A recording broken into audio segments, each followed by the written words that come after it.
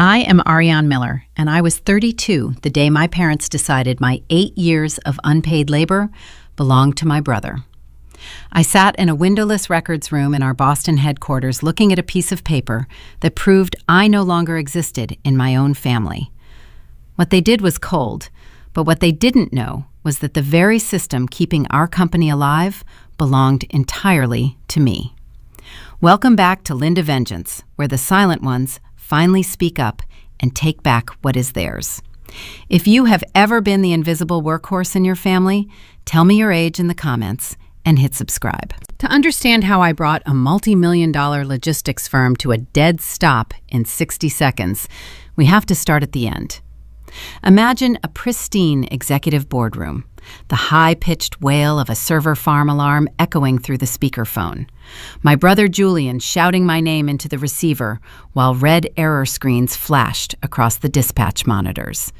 Elias Sterling, our primary investor, sitting at the head of the mahogany table, staring at a locked system. I sat across from him and kept my voice perfectly level. I told him my access was revoked. That crash did not happen overnight. It started on a quiet Tuesday afternoon.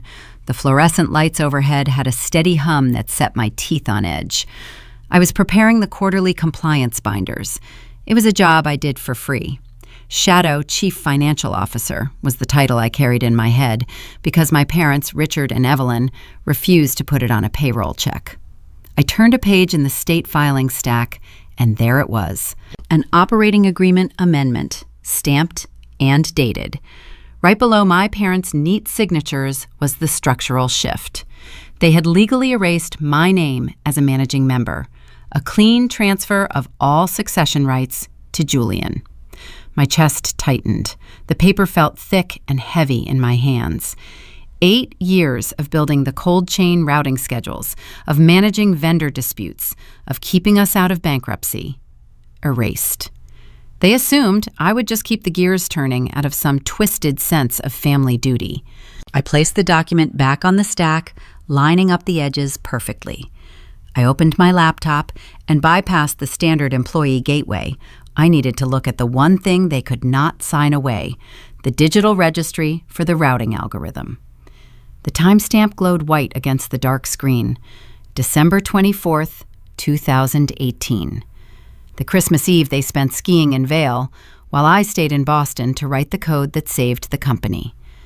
I had registered the intellectual property under a nested shell company in my own name, Miller Logistical Holdings. My phone buzzed against the metal table, a text from my mother. Please pick up Julian's suits from the dry cleaner on your way home. He needs the navy one for the pitch tomorrow. Elias Sterling is arriving 48 hours early. I read the words twice. They had stolen my future, and in the same breath, asked me to fetch my brother's laundry for the most important meeting of his life. I locked my screen and slid my phone into my pocket. I would get his suit. I would let them think the secret was safe. The board was set, and they had no idea they were already standing on a landmine. Elias Sterling did not become a kingmaker in the venture capital world by adhering to polite schedules. He built his wealth on the element of surprise. He understood that you only see the true health of a company when you force the executives to operate without a script. When the elevator doors chimed on the top floor of our Boston headquarters 48 hours ahead of his planned arrival, the polished facade of Miller Logistics shattered. I watched the fallout from my desk just outside the glass-walled executive suite.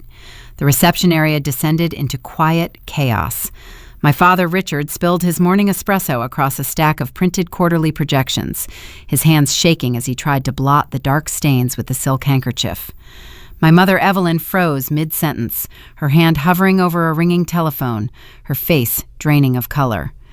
They scrambled to intercept Elias in the lobby, projecting a forced, rehearsed warmth that fooled no one. The true crisis was Julian. My older brother was supposed to lead the fourth quarter expansion pitch on Friday morning. He needed those extra 2 days to memorize the operational metrics I had spent the last 3 weeks compiling.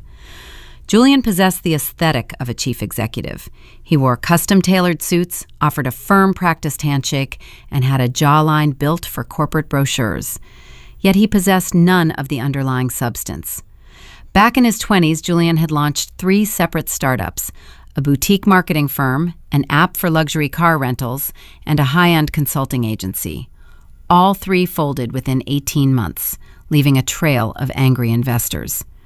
Richard quietly paid off the creditors and folded Julian into the family business, giving him an inflated title and a corner office. I was the one who spent my nights writing the complex routing algorithms that pulled Miller Logistics out of the debt Julian had created. The cold chain supply network required precision to prevent medical supplies from spoiling during transit. I built the engine that monitored that transit. Julian was just the fresh coat of paint on the hood. Now the fresh coat of paint was sweating through his bespoke collar. I could see him pacing behind the frosted glass of his office, running a frantic hand through his hair. He was terrified. Elias Sterling demanded granular data. He wanted to know the fractional cost of diesel per mile, the depreciation rates of the refrigerated trailers, and the exact profit margins on the Massachusetts supply routes. Julian did not know the answers. Julian barely knew the passwords to log into his own dashboard. I knew my parents better than anyone. Fear made them erratic and controlling. If they felt cornered by Elias, they would start scrutinizing every detail of the office operations, looking for a scapegoat. If they looked too closely at my network activity right now, they might notice the digital firewall I was quietly building around my intellectual property. I needed them distracted. I needed them feeling confident, superior, and entirely unbothered by my presence. Arrogance is a heavy blindfold, and I was about to tie it securely over my brother's eyes. I opened a blank document on my screen. Over the next 10 minutes, I drafted a highly convincing offer letter from Apex Freight. Apex was a mid-tier rival, a company Richard despised because they constantly undercut our pricing on the Eastern Seaboard routes. I tailored the fake offer perfectly to match my family's low expectations of me. I gave myself a modest salary increase, a generic title of Senior Operations Manager, and a start date set for 2 weeks from now. It was exactly the kind of mediocre lateral move my family would expect from the quiet sister they consistently undervalued and overworked. I hit print. I walked over to the communal laser printer down the hall, retrieved the crisp sheet of paper, and brought it back to my desk. I placed it face up right next to my keyboard.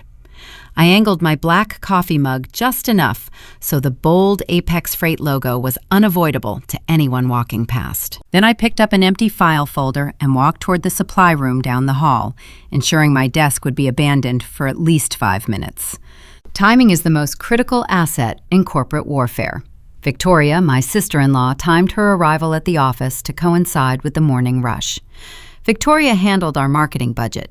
She had a background in public relations and viewed every interaction as an opportunity to spin a narrative. She treated the corporate office like an exclusive country club and treated the administrative staff like the hired help.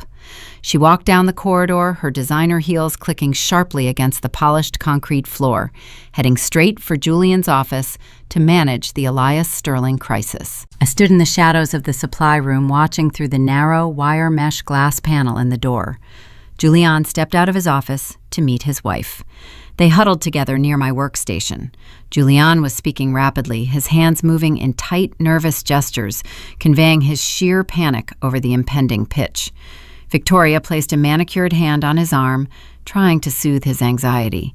Then her eyes drifted down to my desk. The clicking of her heels stopped. She tapped Julian's shoulder and pointed a single finger at the paper sitting next to my mug. Julian leaned over my keyboard. Even from a distance, I could read the immediate shift in his posture. The nervous tension melted out of his shoulders, replaced by a sudden blooming smugness. He picked up the piece of paper. He read the fabricated offer letter from Apex Freight, and a wide, unearned grin spread across his face. He handed the paper to Victoria. She scanned it, rolled her eyes, and tossed it back onto my desk with a dismissive flick of her wrist. I could not hear their exact words, but their body language was a loud public broadcast. The bait worked flawlessly. They thought I was surrendering. They believed I had discovered the operating agreement amendment, saw that my name was legally erased from the succession plan, and decided to pack up my pride and run away to a second-rate competitor. Julian laughed. The sound echoed down the hallway. It was a harsh, grating sound born of relief rather than humor. He grabbed Victoria's hand and led her toward Richard's office, undoubtedly eager to deliver the good news to our parents. The quiet problem was solving itself. The shadow chief financial officer was leaving without a fight. I waited until the corridor was entirely empty before stepping out of the supply room. I walked back to my desk and sat down. The fake letter sat exactly where Victoria had tossed it, slightly wrinkled at the corner. I picked it up, slid it into the shredder beneath my desk, and listened to the satisfying mechanical grind of the steel blades turning the trap into confetti. I settled into my ergonomic chair and placed my hands flat on the keyboard. My breathing was steady, deep, and controlled. Down the hall, I could hear the muffled sounds of celebration leaking from Richard's office. They felt a profound sense of relief. With me out of the picture, there would be no internal fight over the company restructuring. Julian felt invincible again. His arrogance was fully restored, just in time to face a venture capitalist who dismantled arrogant men for a living. The intercom on my desk buzzed, cutting through the quiet hum of my workstation. Evelyn's voice came through the small speaker, tight, strained, and laced with an underlying panic she was trying desperately to hide. "Ariane, get in here right now. We need the quarterly data formatted for the projection screens." I stood up and smoothed the front of my slacks. They thought they had won the war without firing a single shot. They thought I was a defeated woman preparing to slink out the back door. They had no idea they were about to hand me the exact weapon I needed to execute them in broad daylight. Elias Sterling was waiting in the main conference room, expecting a comprehensive breakdown of our supply chain efficiencies. A presentation my brother had not prepared for. A presentation my parents were about to demand I write for him. I walked toward the executive suite, ready to give them exactly what they asked for. Will Julian's unearned confidence survive the cross-examination of a man who demands perfection? The air inside the executive suite tasted metallic and stale, despite the expensive ventilation system. My mother stood behind her wide mahogany desk. Her fingers drummed a frantic, uneven rhythm against the leather blotter. My father remained silent near the floor-to-ceiling window, staring down at the Boston traffic, with his hands clasped tight behind his back. Neither of them looked at me when I closed the door. They were too consumed by the impending arrival of Elias Sterling to bother with pleasantries or fake warmth. Evelyn finally stopped drumming her nails. She looked up and offered a tight, strained smile that did not reach her eyes. She explained that Julian was overwhelmed with high-level strategy for the venture capital pitch and needed support with the raw data. The translation was clear. My brother had no idea how our supply chain actually operated, and my parents needed me to build a lifeboat before Elias sank the entire company. She demanded I ghostwrite the expansion presentation tonight. She framed the request as a vital favor to protect our legacy, speaking in a soft, placating tone she reserved for difficult vendors. She promised me a generous bonus at the end of the fiscal year. It was an empty promise, meant to keep the workhorse pulling the cart. I did not argue. I gave a single, slow nod and told her the slides would be ready by dawn. Relief washed over her face, smoothing the sharp lines of panic around her mouth. She thought she had successfully manipulated the quiet daughter who was already planning to leave for a rival firm. I turned and walked out of the suite, leaving them to their false sense of security. The evening air was sharp and biting as I took a cab back to my apartment in Beacon Hill. The historic brick buildings cast long shadows over the cobblestone streets. My living space was minimalist and ordered, reflecting the logic I applied to my daily work. I dropped my keys into the ceramic bowl by the door and went straight to the kitchen to brew a pot of dark roast coffee. I needed a clear head to construct the perfect trap. I sat at my glass dining table and opened my encrypted laptop. For the next 7 hours, I meticulously assembled the fourth quarter expansion strategy. I built stunning visual decks detailing our fleet capacities, regional distribution hubs, and proposed route optimizations across the eastern seaboard. The charts were crisp, and the financial projections looked incredibly promising. I handed Julian a masterclass in corporate aesthetics. But a presentation is just a skin. I needed to extract the bones. The true value of Miller Logistics did not reside in our refrigerated trucks or our warehouse real estate. The value lived inside a proprietary routing algorithm I coded 4 years ago. Moving sensitive medical supplies requires flawless temperature control and precise delivery windows. A delayed truck means millions of dollars in spoiled inventory. My algorithm calculated real-time traffic weather patterns, loading dock bottlenecks, and driver fatigue limits to generate dynamic routes that saved the firm from financial ruin. Julian believed our drivers simply followed standard GPS directions. He had never bothered to understand the math keeping his lifestyle afloat.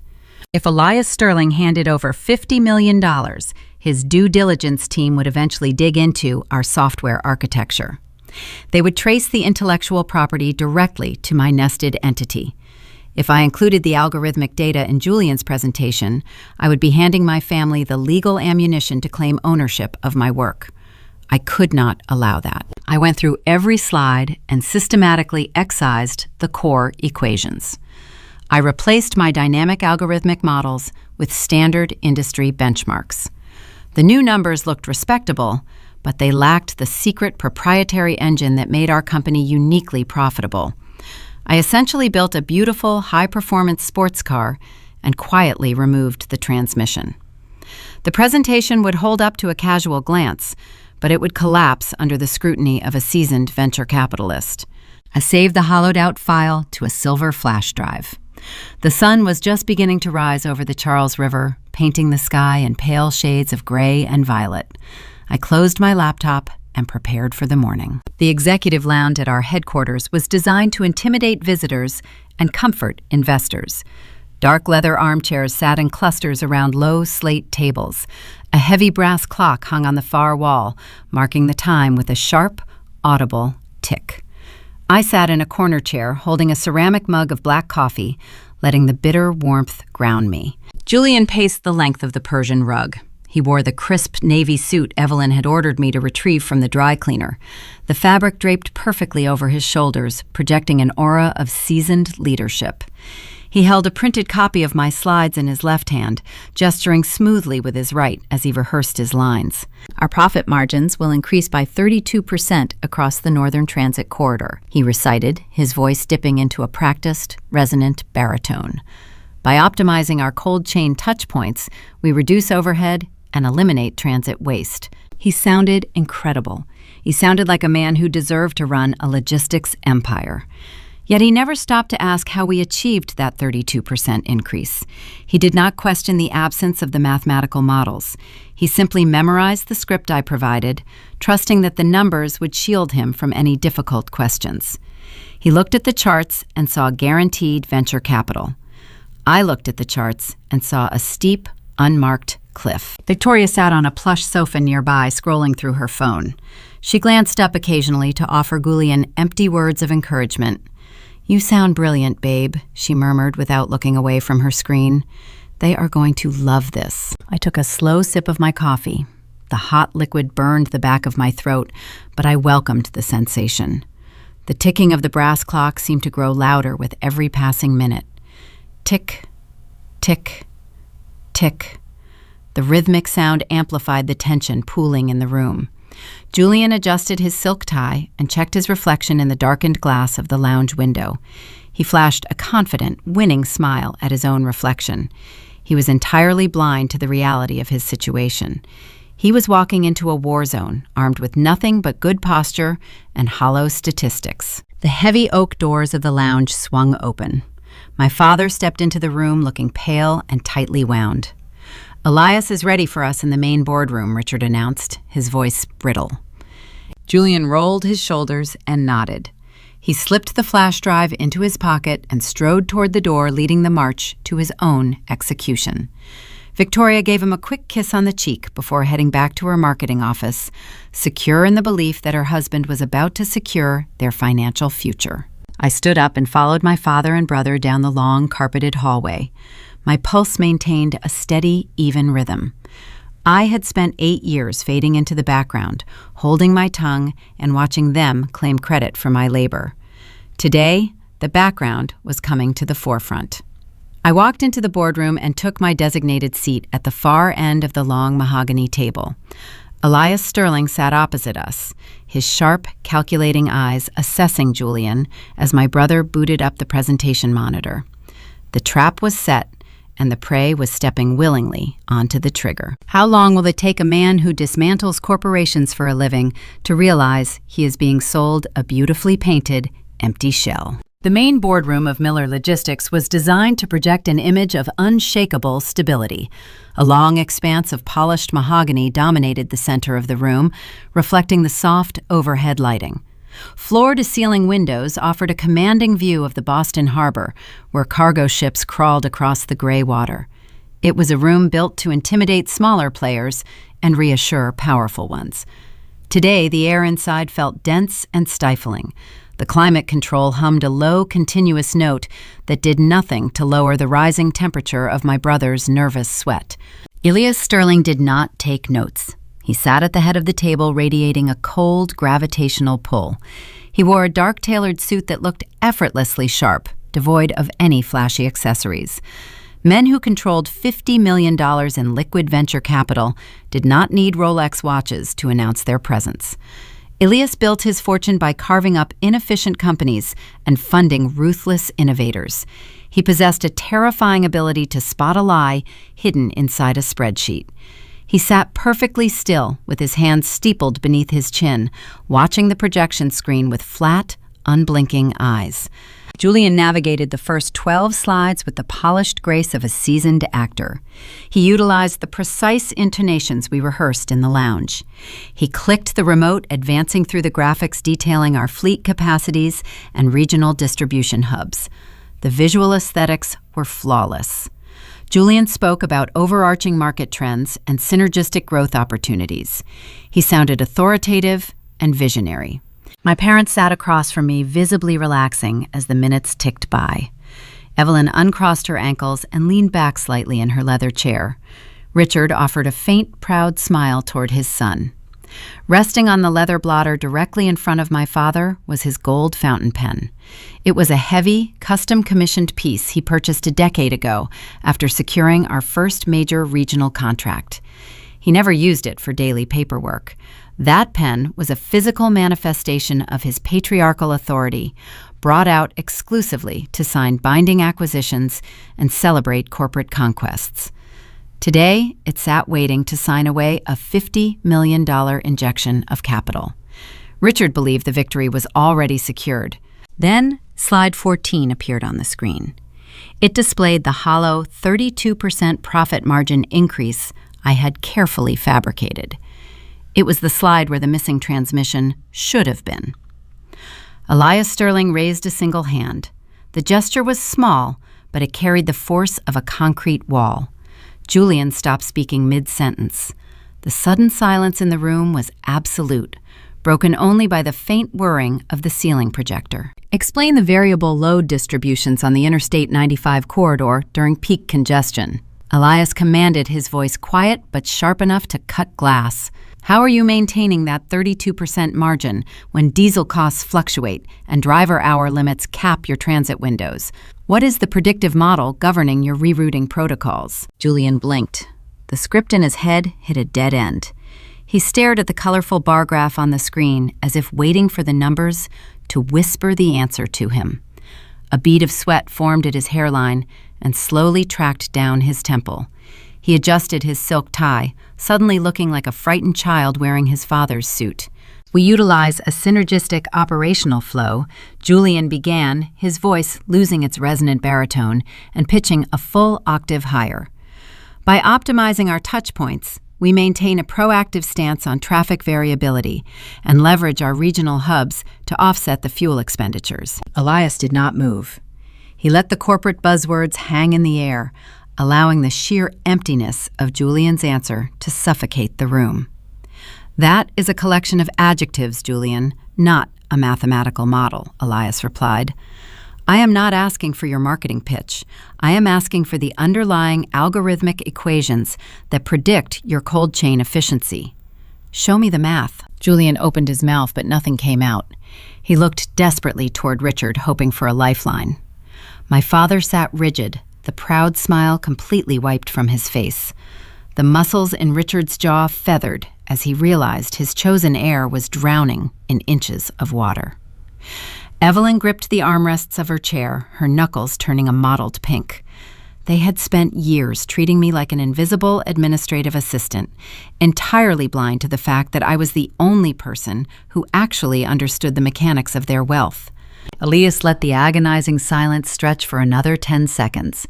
He read the room perfectly. He recognized the panic in Julian's eyes and the helpless horror radiating from my parents. With a slow, deliberate movement, Elias turned his head and bypassed the executives entirely. His gaze locked onto me, sitting quietly in the corner seat. "Ariane," he said my name, carrying a weight of expectation. "You manage the operational metrics. Pull up the live database right now.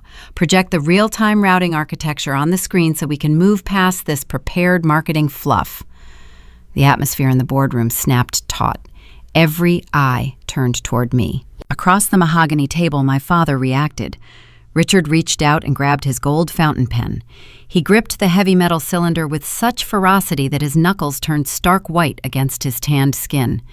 He did not say a word, but his eyes blazed with a furious, silent threat. It was a command forged in decades of familial conditioning. He was ordering me to step in, to pull up the data, to shield my brother's gross incompetence, and save the family legacy. He expected the quiet shadow worker to absorb the pressure and deliver the rescue. I looked at the gold pen. I looked at the man who had secretly erased my name from the corporate ledger just weeks prior. I felt the leather of my chair supporting my spine. I took a slow, measured breath, tasting the distinct scent of expensive cologne and fear sweat filling the room. I folded my hands, resting them gently on the table. I met the venture capitalist's gaze directly. "I cannot do that, Mr. Sterling," I stated, my voice perfectly level, carrying no anger and no apology. Elias narrowed his eyes. "Why not?" I maintained my calm posture, letting the words ring out with crystal clarity. "Because my administrative access and my fiduciary status were quietly revoked by ownership last month. I no longer have the security clearance to access the live routing database." The revelation hit the boardroom like a physical detonation. Evelyn let out a sharp, audible gasp, pressing a hand over her mouth. Julian's face drained of all remaining color, leaving him looking sickly and hollow. The heavy gold pen slipped from Richard's rigid grip, hitting the polished mahogany table with a sharp, jarring clatter that echoed off the glass walls. Elias Sterling absorbed the information. His flat, unblinking eyes darted from me to Richard and finally rested on Julian. The deception was laid bare. The investor realized in a single, profound moment that the Miller family had gutted the operational core of their own company just to install an incompetent figurehead. They had presented a hollow shell disguised as a functional empire. Elias stood up. He did not gather his coat. He simply buttoned his suit jacket with brisk economic movements. "This meeting is over," Elias announced, his tone laced with absolute disgust. "I do not invest $50 million into companies that play shell games with their executive structure. I certainly do not fund management teams that sever their own operational arteries." Richard scrambled to his feet, his chair scraping loudly against the floor. "Elias, please wait. We can clarify the internal restructuring. It was simply a tax maneuver." "Do not insult my intelligence," Richard Elias snapped, cutting my father down instantly. "The capital injection is frozen, effective immediately. You have until tomorrow morning to provide a full, independent audit of your management structure and your intellectual property ownership. If I find any more hidden rot inside this company, I will initiate a total withdrawal of my existing funds and leave you to the vultures." Elias turned and walked out of the boardroom, the heavy oak doors swinging shut behind him with a definitive thud. The silence that followed was heavy and toxic. My brother stood frozen at the podium, his career effectively destroyed. My parents stared at the closed doors, their generational wealth hanging by a single frayed thread. I remained in my seat, perfectly still, watching the empire begin to crumble. With the funding completely frozen and their backs pressed firmly against the wall, how far will my parents go to force me back into submission? The heavy oak doors of the boardroom clicked shut, sealing my father and brother inside their own self-made disaster. I did not stay to watch them panic.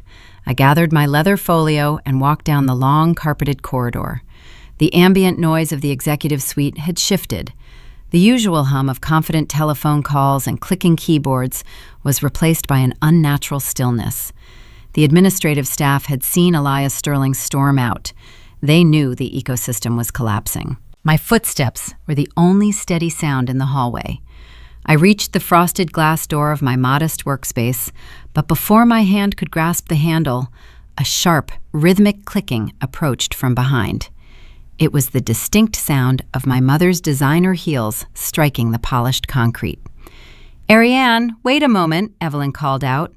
Her voice lacked its usual commanding resonance.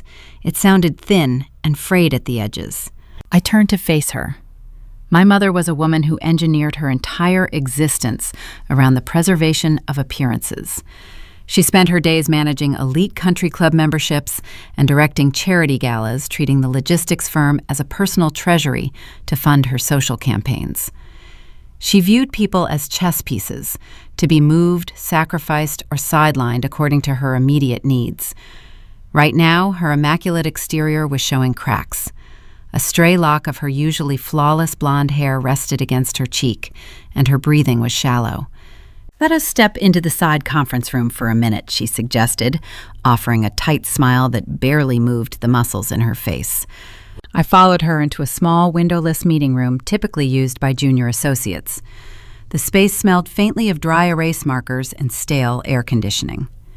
Evelyn gestured for me to sit at the small circular table. She placed 2 items on the cheap laminate surface. The first was a styrofoam cup of dark liquid procured from the employee break room down the hall. The second was a pristine white folder. The coffee was a glaring tell. My mother exclusively drank imported espresso from a boutique cafe 3 blocks away. She would never willingly consume break room coffee. Buying it for me was a calculated performance. It was a cheap prop meant to signify warmth, humility, and a sudden maternal intimacy that we had never actually shared. "I know that meeting was stressful, sweetheart." Evelyn began taking the seat across from me. She leaned forward, lowering her voice into a soft, conspiratorial register. "Your father and Julian are under a tremendous amount of pressure with the upcoming expansion. Tempers flared and Elias overreacted. We are going to smooth everything over." I looked at the styrofoam cup, watching the dark liquid vibrate slightly against the plastic rim. I did not reach for it. I did not say a word. I simply waited for the inevitable pivot. Evelyn cleared her throat, shifting slightly in her chair. "I know you were surprised to find out about the changes to the operating agreement," she continued, her tone dripping with manufactured empathy. "I want you to understand that removing your name was purely a temporary tax maneuver. Our corporate attorneys advised us to consolidate the succession ledger to shield you from any direct liability during this venture capital transition. We were protecting you, Ariane. We never intended for you to feel sidelined." The gaslighting was breathtaking in its audacity. She sat across from me, looking directly into my eyes, and delivered a lie so poorly constructed it insulted my intelligence. Removing a managing member required a formal vote, notarized signatures, and state filings. It was a deliberate, permanent severing of my legal rights to the company I helped build. It had nothing to do with liability and everything to do with control. They wanted the empire secured for their son before the investor money arrived. When I did not offer the tearful gratitude she expected, Evelyn pushed the pristine white folder across the table. The crisp, heavy paper slid over the laminate surface with a dry, scraping sound. "Your father and I realize how vital you are to the daily operations," she said, tapping the cover of the folder with a manicured fingernail. "We want to formalize your role here. We want you to feel valued." I opened the folder. Inside sat a hastily typed employment contract. The ink was still fresh and slightly raised. I scanned the dense paragraphs of boilerplate legalese, bypassing the flowery introductions, to locate the actual terms of the agreement. They were offering me a new title: Vice President of Corporate Culture. I read the words again to ensure I was not misinterpreting the sheer depth of their disrespect. Vice President of Corporate Culture. They wanted me to manage employee birthdays, organize team-building retreats, and monitor office morale. They wanted to take the woman who coded their predictive routing algorithm and put her in charge of the company newsletter. I looked further down the page, searching for the compensation structure. There was a modest salary increase, enough to pay for a nicer apartment, but nowhere near the industry standard for a senior executive. More importantly, the sections detailing voting rights, stock options, and operational authority were entirely blank. The contract offered zero equity. It was a padded cell designed to keep me docile and compliant while Julian continued to masquerade as the heir apparent. "All you need to do is sign right there at the bottom," Evelyn coaxed, sliding a sleek silver pen across the table. "Then you can march back into that boardroom, pull up your data, and show Elias Sterling that this family stands united. We fix this little misunderstanding today, and you get the respect you deserve." She truly believed this would work. She thought I was a desperate, lonely workhorse who could be placated with a shiny, meaningless title and a patronizing pat on the head. She thought the illusion of power would blind me to the reality of my own exploitation. I closed the folder. I placed the silver pen neatly on top of the pristine cover. I aligned the edges of the folder with the edge of the table, ensuring the geometry was perfect. "I appreciate the gesture, Mother," I said, my voice soft, even, and devoid of any emotional static. However, I must decline. Evelyn's forced smile vanished instantly.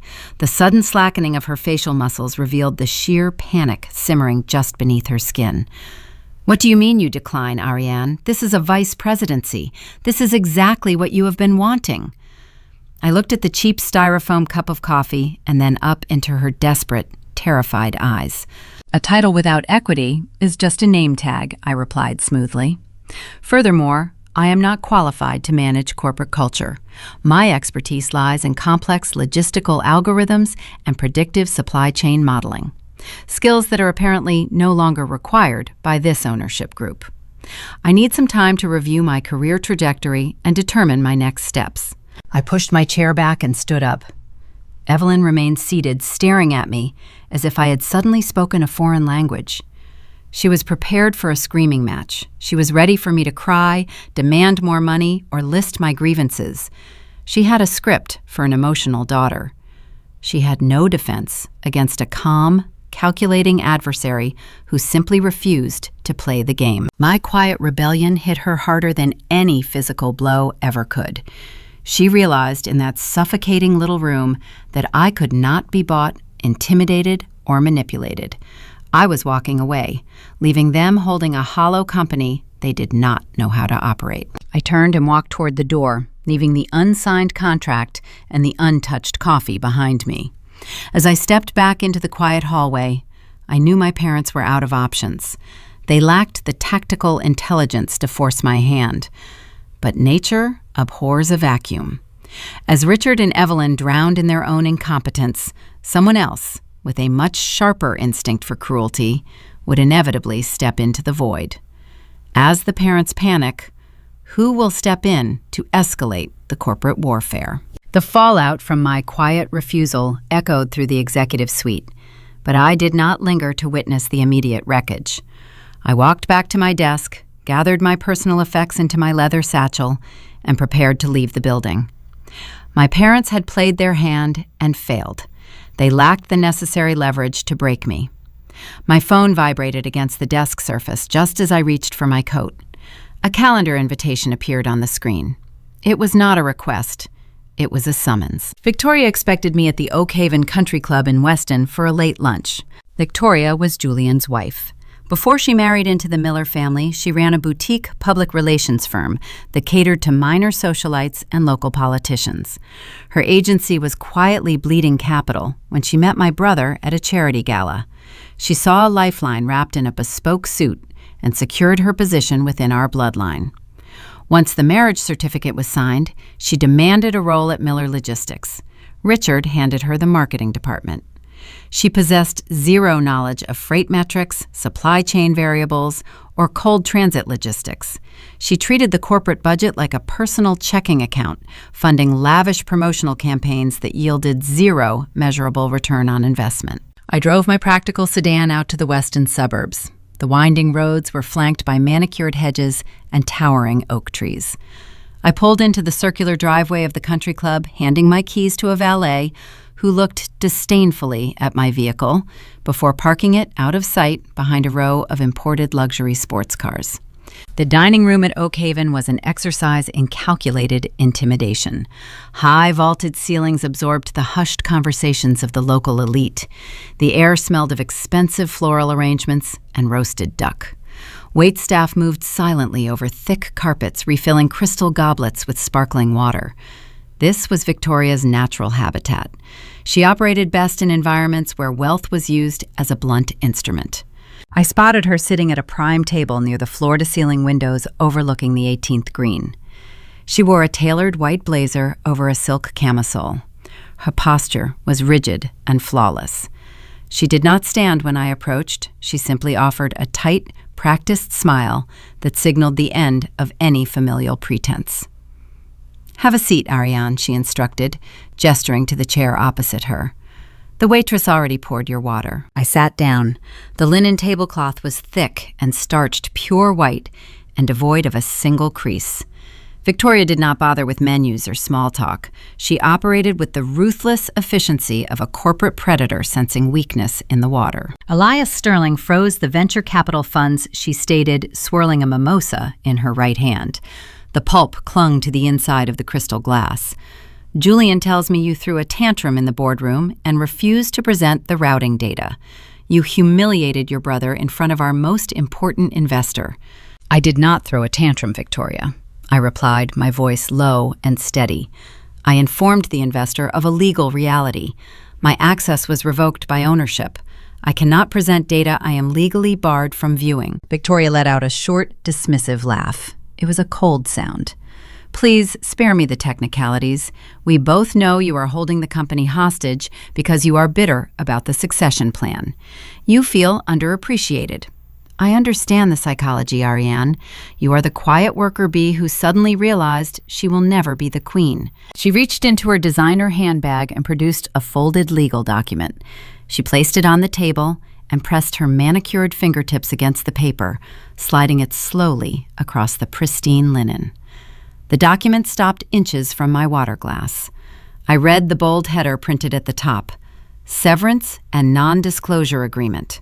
"Sign it," Victoria ordered. I did not touch the paper. I read the visible terms from my side of the table. It was a buyout offer, a lowball insult amounting to 5 figures, a fraction of what I saved the company in a single fiscal quarter.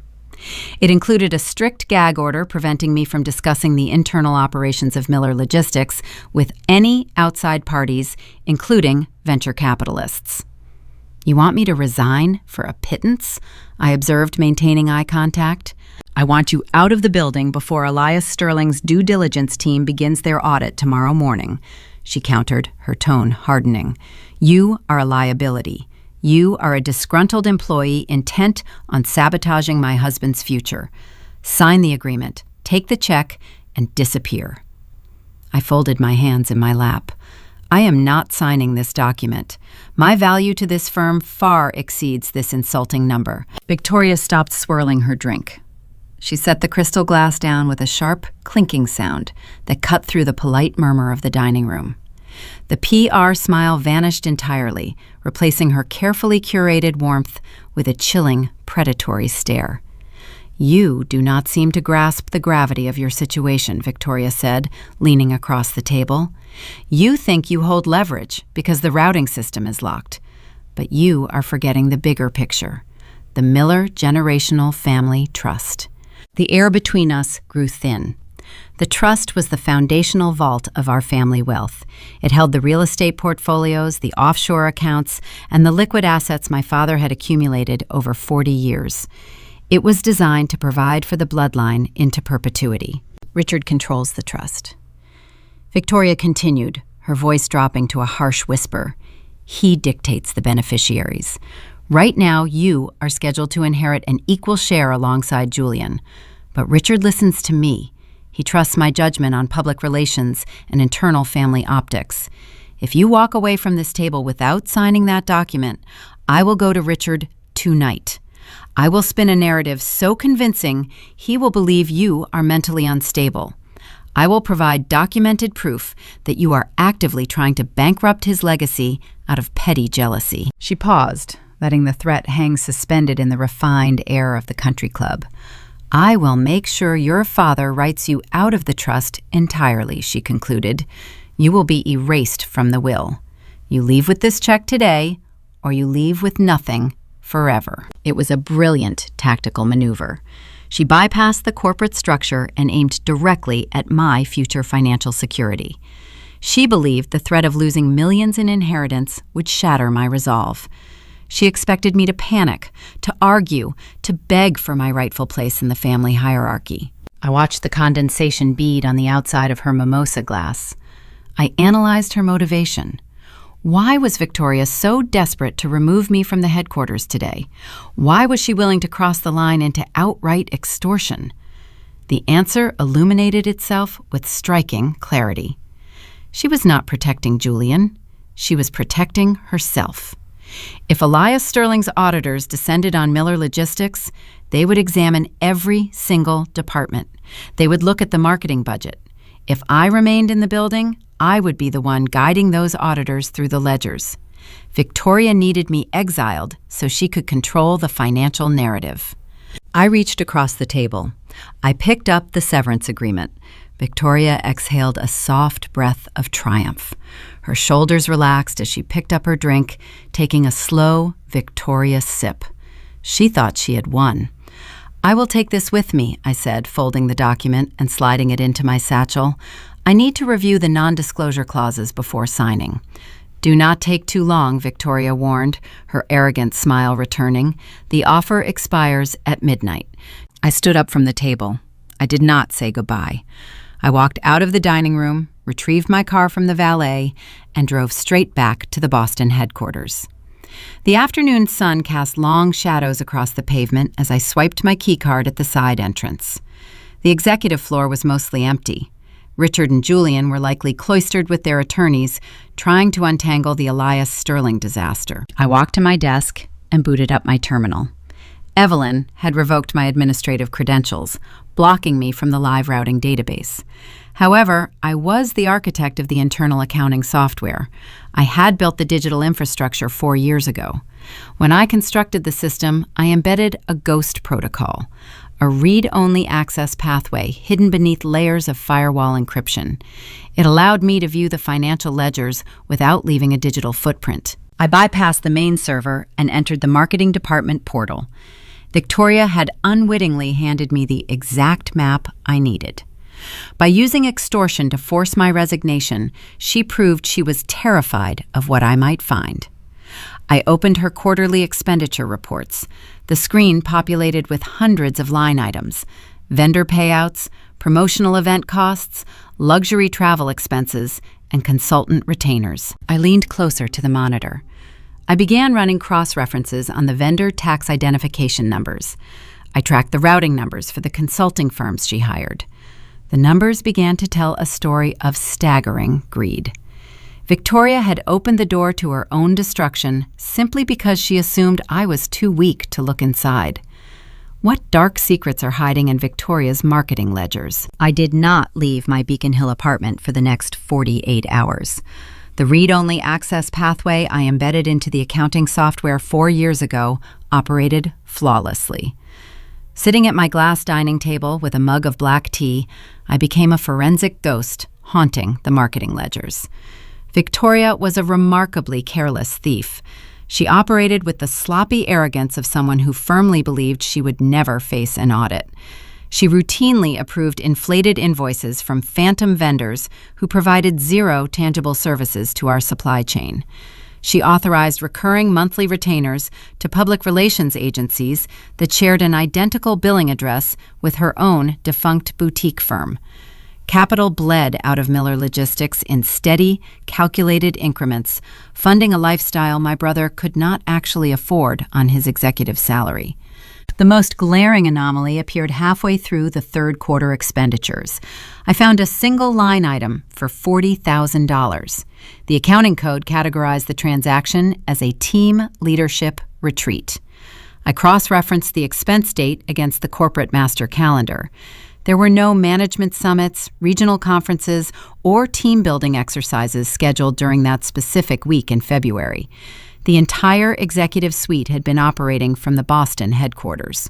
I opened a secondary browser window and navigated to Victoria's public social media profiles. She treated her online presence as a curated digital gallery of her own superiority. I scrolled back through months of extravagant dinners and designer wardrobe purchases until I reached February. The timeline aligned perfectly with the cleared corporate check. The photographs loaded onto my high-resolution screen, painting a vivid picture of stolen wealth. Victoria stood on the snow-covered terrace of an exclusive ski lodge in Aspen, Colorado. She wore a tailored white fur coat, holding a crystal flute filled with vintage champagne. The caption beneath the image boasted about a spontaneous romantic getaway to recharge her creative energy. The geotags and the digital timestamps embedded in the posts matched the exact dates the corporate funds were wired out of our primary operating account. She used our cold chain logistics revenue to finance her luxury vacation and categorized it as a leadership expense to bypass the standard accounting flags. Additional line items began to make perfect sense. Spa treatments were billed as executive wellness programs. Luxury car rentals were logged as ground transportation for prospective client meetings. I spent Sunday afternoon printing the digital trail. The hum of my personal laser printer filled the quiet apartment, accompanied by the faint, sharp smell of hot toner. I organized the bank routing numbers, the approved invoice requests, and the high-gloss color photographs of her Aspen trip into a sequential narrative. I placed the stack of undeniable evidence into a plain black poly binder. It was an unassuming object. It carried no labels or warning stickers. I snapped the metal rings shut, locking the extortion material into place. Victoria tried to use the threat of losing my family inheritance to force my resignation. She unwittingly handed me the exact weapon required to dismantle her marriage and her financial security. Monday morning arrived with a biting coastal chill. I entered the Boston headquarters a full hour before the standard executive arrival time. The corridors were empty and bathed in the harsh white glow of overhead security lighting. I walked directly into Julian's corner office. His workspace was a monument to his own ego.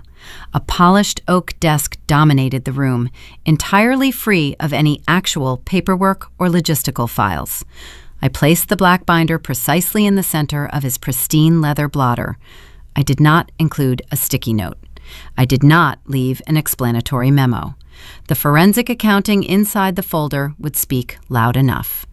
I retreated to my modest workstation just outside the glass-walled suite and began drafting routine compliance reports, waiting for the blast wave.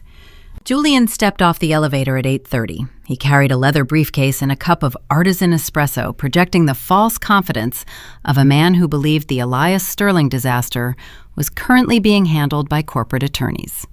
He walked past my desk without offering a single glance and shut his office door. I kept my eyes focused on my monitor, tracking the supply route updates. 4 minutes passed. 5.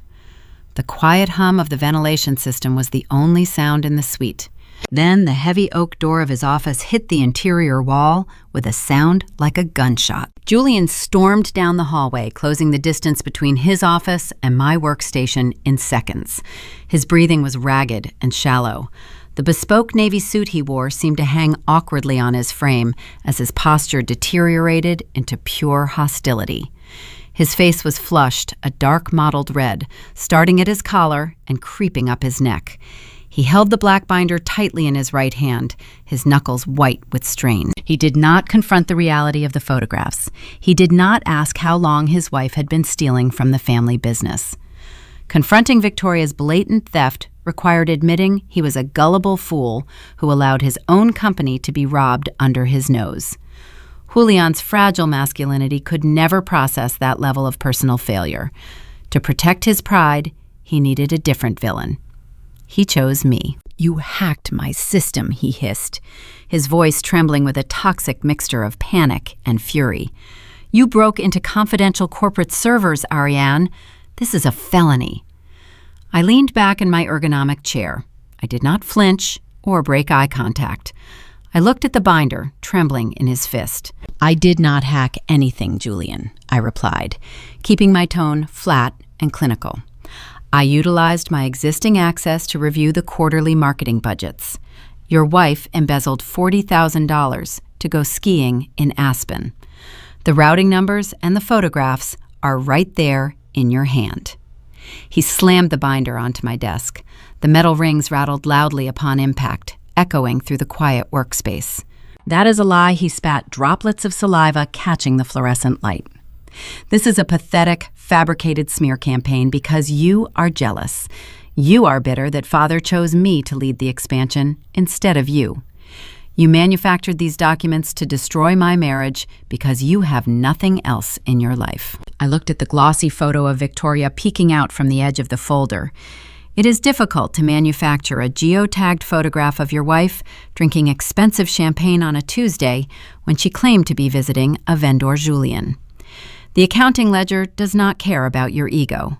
The money is gone. His jaw clenched so tight I thought his teeth might crack. He snatched the binder off my desk, holding it against his chest like a shield. "You have crossed a fatal line," he growled, his chest heaving. "I am not letting you destroy this family with your petty corporate espionage. I am calling the external legal team right now. I am going to have you prosecuted for digital theft. You will be escorted out of this building in handcuffs before lunch." He turned and marched back toward the executive suite, slamming his office door so hard the frosted glass rattled in its metal frame. I returned my hands to my keyboard. Julianne was behaving exactly as I predicted. A smart executive would have quietly buried the binder, fired the marketing director, and thanked the internal auditor for finding the leak. But Julian was driven by blind rage and a desperate need to assert dominance over a situation he did not understand. He was going to involve the external law firm. He was going to formally accuse a senior manager of corporate espionage and initiate a hostile legal action. He thought he was deploying a lethal weapon to silence me forever. He had no idea he was about to violate the most critical restrictive covenant embedded inside the venture capital contract. Will Julian's blind rage push him into making a fatal legal error? The ambient noise of the corner cafe provided a welcome buffer from the toxic atmosphere of the executive floor. I sat at a small iron table near the window, sipping a cup of green tea. The street outside hummed with midday Boston traffic. I watched the front entrance of Miller Logistics across the avenue, waiting for Julian's next move. He lacked the discipline to plot a slow, deliberate revenge. His fragile ego demanded an immediate, visible victory. He needed to prove he was the apex predator in a jungle he did not even understand. A shadow fell across my table. A man wearing a poorly fitted gray suit stood blocking the natural light. He did not ask if I wanted company. He dropped a thick manila envelope onto the iron surface next to my teacup. The heavy paper landed with a dull thud. "Ariane Miller?" he asked. I gave a single nod. "You have been served," he announced, his voice flat and bored. He turned and walked out the door, disappearing into the pedestrian flow on the sidewalk. I picked up the envelope. The return address belonged to a boutique corporate litigation firm known for aggressive, scorched-earth tactics. Julian had not consulted our internal legal counsel. Our in-house lawyers would have demanded board approval before initiating hostile action against a family member. Julian bypassed them entirely, utilizing his personal wealth, or perhaps Victoria's remaining marketing budget, to hire an external bulldog. He wanted a weapon that answered only to him. I slid my finger under the flap and extracted a dense stack of legal documents. The header featured bold, imposing typography. Cease and desist order. Notice of immediate suspension. I read the clauses while my tea grew cold. The document was a masterclass in legal overreach. It formally accused me of unauthorized digital intrusion and corporate espionage. It demanded the immediate surrender of all company property, including my security fob and my encrypted laptop. The most critical section appeared on page 3.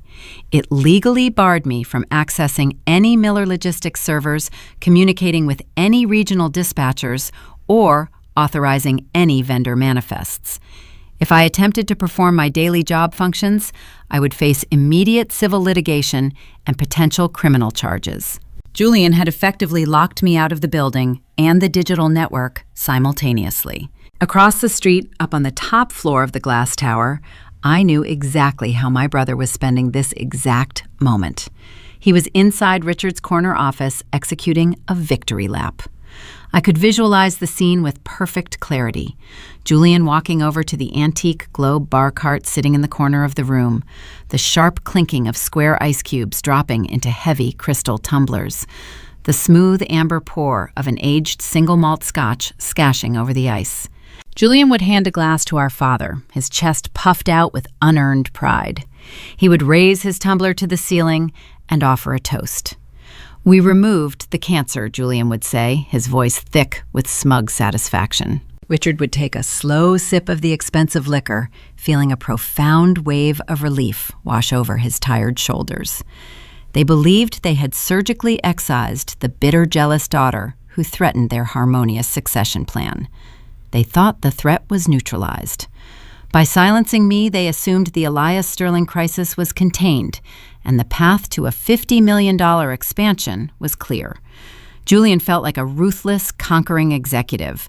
He was oblivious to the fact that he had just swallowed a mouthful of broken glass. When Elias Sterling injected his initial round of seed capital into our firm years ago, his attorneys drafted an ironclad operating agreement.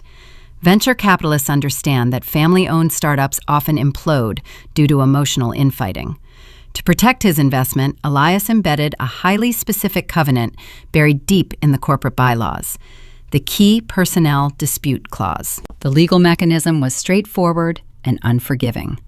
Any formal hostile legal action taken against a senior manager or a shadow executive required immediate written disclosure to the venture capital board within 24 hours. Furthermore, ownership could not initiate civil litigation against key personnel without a formal majority vote from the governing board. Julian did not call a board vote. He did not notify Elias Sterling. Driven by blind rage and Victoria's whispers, he acted unilaterally. By hiring an external firm to serve a formal cease and desist order, Julian breached the foundational terms of our venture capital contract. He handed me the exact rope required to hang him. I did not panic. I did not call my parents to beg for my job or threaten a counter lawsuit. Emotional responses were a waste of tactical energy. I placed the dense legal document flat on the cafe table, smoothing the creases. I took out my phone and opened a high-resolution scanning application. I photographed every single page of the cease and desist order, ensuring the external law firm's letterhead and the aggressive punitive clauses were captured with perfect clarity.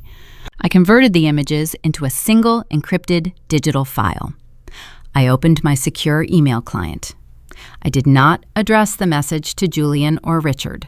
I typed in the direct private email address for Elias Sterling's lead due diligence officer, the same officer who was currently breathing down my father's neck, demanding an explanation for our operational failures. I attached the file. The subject line required no dramatic flair. I typed 7 simple words. "For your records regarding internal stability." I pressed send. The digital arrow swept across the screen, confirming the delivery. I sat back in my chair and took a sip of the cold green tea. The transaction took less than 3 minutes. Julian intended to use the legal system to crush his sister and protect his fragile ego. Instead, he officially documented his own breach of contract and delivered it straight to the man holding the purse strings. Elias Sterling would read that document and see a rogue executive tearing his own company apart without board approval. The investor would realize the Miller family was not just incompetent, they were a profound legal liability. The damage did not stop at the venture capital level. The consequences were far more immediate and logistical. By legally barring me from accessing the network, Julian had triggered a catastrophic operational failure. Every afternoon at 3, the primary cold chain suppliers required a signed digital authorization to release the refrigerated trucks from the Massachusetts loading docks. Those trucks carried perishable medical supplies worth millions. The dispatchers would not move a single vehicle without my encrypted signature on the freight manifests. I was the only person who held the security clearance and the mathematical routing data to approve those departures. The cease and desist order resting on my table explicitly forbade me from providing that signature. If I authorized the trucks, I would be violating a legal mandate. I picked up the manila envelope and tucked it under my arm. I walked out of the cafe and headed toward the subway station, choosing to spend the rest of the afternoon reading a novel in my apartment. I would obey my brother's legal command to the letter. I would not contact a single vendor. I would not log into the dispatch portal. I would simply disappear into the background, just as they always wanted. The clock was ticking toward 3. The temperature-controlled trailers were sitting idle in the loading bays.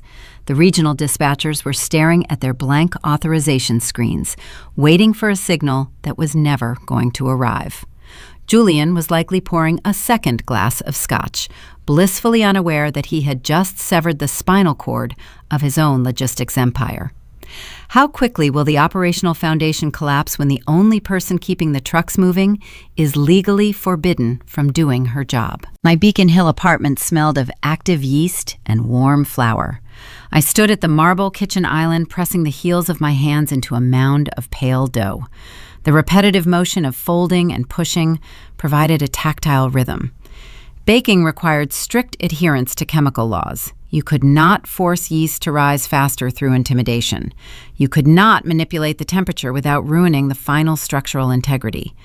Patience was the only functional currency. 3 feet away on the granite counter, my phone screen illuminated. It vibrated silently against the polished stone. The caller identification displayed my brother's name for the 4th time in 2 hours. I did not wipe the flour from my fingers. I kept my rhythm steady, feeling the gluten develop elasticity under my palms. 48 hours had passed since the process server dropped the hostile legal order onto my cafe table. During that initial window, the executive suite at Miller Logistics likely operated under a delusion of triumph. They assumed removing me would streamline their authority. They failed to comprehend that I was the load-bearing pillar of the entire operation. The primary cold chain supplier in Massachusetts handled the transit of highly volatile medical cargo. We moved raw insulin, synthetic plasma, and temperature-sensitive transplant solutions. The liability margins were microscopic. A temperature deviation of 2 degrees during transit could render a $1 million shipment useless. Years ago, I built a proprietary verification interface to shield the distribution hubs from legal exposure. The terminal managers would not release a single refrigerated trailer until my encrypted digital signature verified the dynamic weather routing and authorized the specific departure window. I held their personal trust. I spent years answering their midnight phone calls, routing drivers around sudden blizzards, and ensuring their union grievances were addressed when Richard ignored them. The dispatchers knew my brother was an empty suit who viewed them as disposable line items.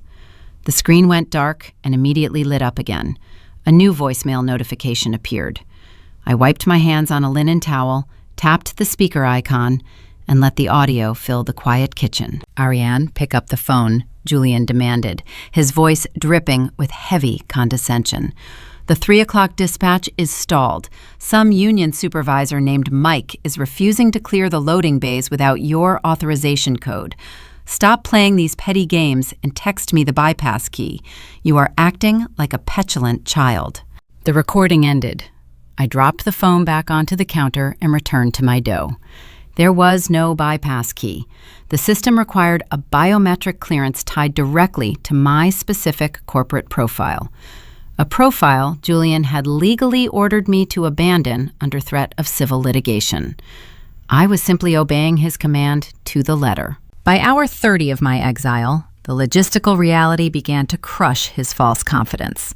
Word of the venture capital disaster leaked. Elias Sterling's legal team had quietly inquired about our operational stability, sending tremors through our vendor network. Spooked by the sudden, erratic communication from our headquarters, the suppliers tightened their protocols. They demanded strict adherence to the safety guidelines I had established. Julian attempted to handle the crisis using the only tactic he understood. He tried to intimidate them. My phone lit up with voicemail number 9. I pressed play. "Listen to me," Julian shouted the audio clipping as he held the receiver too close to his mouth. "I just spent 40 minutes arguing with the Regional Transit Authority. They are demanding your signature on the liability waivers for the plasma shipment. I told them I am the managing director and my signature supersedes yours." They hung up on me, Ariane. They literally disconnected the call. "We have $2 million in sensitive inventory idling on Dock 4, and the cooling units are draining the facility power grid. Fix this right now." He was trying to command a tide to stop rising. The dispatch managers did not care about his tailored suits or his executive title. They cared about securing their freight and protecting their commercial licenses. When Julian screamed at the lead supervisor, the supervisor responded by dropping the security gates and halting all loading operations. The vendors froze our accounts entirely, pending a formal safety review. I shaped the dough into a tight sphere, placing it inside a ceramic bowl to proof. I covered it with a damp cloth, setting it near the warm oven.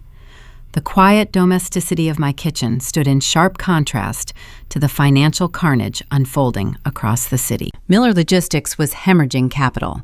Every hour those trucks sat idle triggered steep contractual penalty clauses. Hospital procurement directors expecting vital medical deliveries were beginning to draft breach of contract notices. Victoria was likely fielding dozens of hostile inquiries from local news outlets regarding the stalled medical supplies, and she lacked the operational knowledge to craft a coherent public relations response. The carefully constructed illusion of my brother's competence was evaporating in real time. Voicemail number 14 arrived just as the winter sun began to dip below the Boston skyline. The tone of his voice had undergone a profound metamorphosis. The arrogance was gone. The anger was replaced by a thin, reedy desperation. He sounded like a man standing on a trap door, waiting for the lever to pull. "Ariane, please," he begged, his breathing shallow and rapid. "You need to call me back. The vendors locked us out of the terminal. We cannot move a single pallet. The eastern seaboard routes are dead. I tried to explain it to the board, but Elias sent his auditors to the warehouse. They are taking pictures of the stalled trucks. Victoria locked herself in her office, and Dad is demanding answers I do not have. I am begging you, just log in and clear the manifests. I will drop the legal order. Just help me." I listened to the message twice. He was hyperventilating. The sheer terror in his voice was the inevitable result of unearned authority crashing into rigid reality. Julian had spent his entire life failing upward, cushioned by my parents' wealth and my silent labor.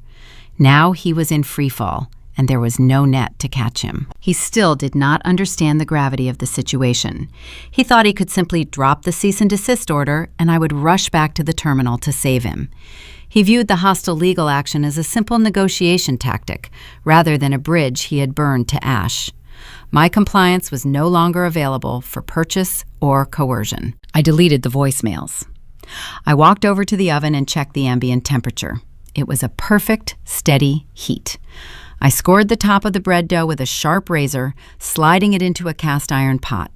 The sizzle of the cold dough meeting the hot metal was a satisfying physical sound. The silence in my apartment felt heavy with impending consequence. Julian could not fix the logistics network because he did not possess the intellectual capacity to understand it. The trucks would remain parked. The medical cargo would edge closer to expiration. The venture capital auditors would document every single failure and compile a dossier of gross negligence. My brother was drowning, and he was pulling the family legacy down with him. I poured a glass of chilled sparkling water and watched the city lights flicker to life through my living room window. I had engineered this precise vulnerability over years of careful observation. I knew exactly where the structural weaknesses were located. The immediate crisis belonged to Julian, but the ultimate accountability rested higher up the food chain. Richard and Evelyn had engineered this succession plan. They had enabled his mediocrity and encouraged his cruelty. They had handed the keys of a high-speed vehicle to a driver who did not know how to steer. My phone remained dark. The panicked calls finally stopped. Julian had run out of threats and empty promises. The silence meant he had surrendered to the reality of his own failure. He would have to walk into Richard's corner office and admit that the supply routes were dead, the vendors were mutinying, and the $50 million investment was slipping away. I took a slow sip of my water. The bread dough was rising perfectly, expanding into the space provided for it. When will Richard and Evelyn realize the golden sun they chose cannot save them from the storm he created? Thursday evening descended over Boston, bringing a freezing rain that lashed against my living room windows. I sat in the dim light of my apartment, listening to the rhythmic drumming on the glass. The quiet sanctuary I built for myself felt insulated from the corporate warfare raging downtown. Then the intercom on my wall buzzed with a harsh electronic rasp. I walked over and pressed the audio button, expecting the building concierge to announce a package delivery. Instead, my father's voice crackled through the small speaker. He sounded exhausted and brittle. He asked me to let them upstairs. I unlocked the deadbolt and pulled the heavy wooden door open. Richard and Evelyn stood in the hallway. They did not bring Julian. My brother was entirely absent from this rescue mission, hiding behind the shield our parents had always provided for him. My father crossed the threshold first. He lacked his usual commanding presence. His shoulders slumped forward, and the tailored lines of his expensive charcoal suit looked suddenly hollow, as if he had aged a decade in 2 days. My mother followed close behind, clutching her designer leather handbag like a protective barrier against her chest. Richard held a small square object in his hands. It was a bright pink cardboard box tied with a thin white baker string. I recognized the golden cursive logo printed on the lid instantly. It belonged to an old traditional Italian bakery in the North End, a place they used to take me for treats when I was a little girl. My father placed the pink box on my granite kitchen counter with extreme care. He offered a fragile, hesitant smile that did not reach his eyes. "We brought those ricotta pastries you always loved," he murmured, his voice lacking any real conviction or warmth. I stared at the bright pink cardboard resting on the cold stone. The gesture was a calculated psychological weapon. They were attempting to infantilize me. They wanted to rewind the clock to a time when I was small, obedient, and eager for their parental approval. The faint scent of powdered sugar and fried dough drifted upward, cutting through the clean, sterile smell of my apartment. The sensory trigger pulled my mind backward with striking force. The ambient audio of the rain fading against the glass was replaced by the rich noise of an expensive downtown steakhouse. It was 6 years ago. We were celebrating the acquisition of our largest regional transit hub. I had spent 4 consecutive sleepless nights coding the integration software to merge 2 disparate supply networks, saving the firm from a logistical nightmare. I sat across from Richard at a table draped in thick white linen. I felt brave that night, fueled by the success of my own labor. I looked him in the eye and asked for a formal employment contract, along with a fractional percentage of equity to reflect my actual contribution to the company. I remember the exact sound of his heavy crystal bourbon glass clinking against the wooden table. Richard leaned forward, smelling of expensive cigar smoke and roasted meat. He patted my hand with a patronizing affection that made my skin crawl. Family does not need contracts, sweetheart, he whispered, his eyes crinkling with false warmth. We take care of our own. The memory hardened the muscles in my jaw, bringing me crashing back to the present. He used the concept of family as a cage to keep me working for free. He used trust as a mechanism for theft. Now, years later, he was standing in my kitchen holding a box of pastries, hoping the exact same emotional manipulation would save his failing empire. Evelyn cleared her throat, breaking the heavy silence that had settled over the room. She stepped forward, sliding effortlessly into her practiced role of the peacemaker. Ariane this week has been a terrible strain on all of us. She began smoothing an invisible wrinkle on her designer skirt. Julian acted rashly. We recognize that. He is suffering, Ariane. He has not slept. He was under immense pressure from Elias Sterling, and he let his temper dictate his actions. The legal notice he sent you was an overreaction born of pure stress. We have instructed the external lawyers to withdraw the document immediately. I kept my hands resting flat against my sides. A cease and desist order, barring me from the premises under threat of criminal prosecution, is not a simple overreaction, Mother, I stated, maintaining a cold, clinical tone. It is a declaration of war. Richard winced at the blunt accuracy of my words. He rubbed his temples, looking defeated. We know we made mistakes, he admitted, staring at the hardwood floor. The terminal is paralyzed. The union supervisors refuse to load the cargo without your digital signature. Elias Sterling is threatening to pull his entire funding block by tomorrow morning. We cannot survive the weekend, Ariane. We need you to come back and authorize the freight manifests. Evelyn reached into her handbag.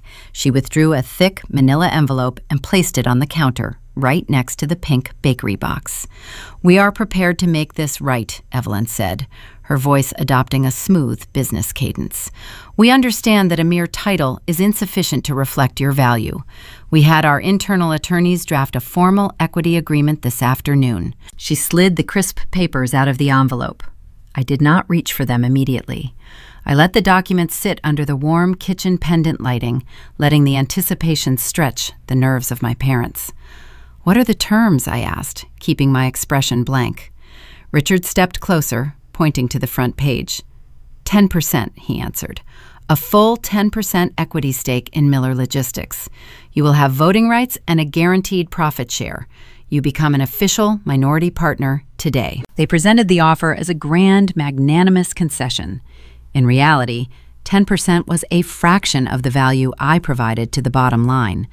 They wanted to surrender just enough territory to secure my labor without relinquishing their majority control.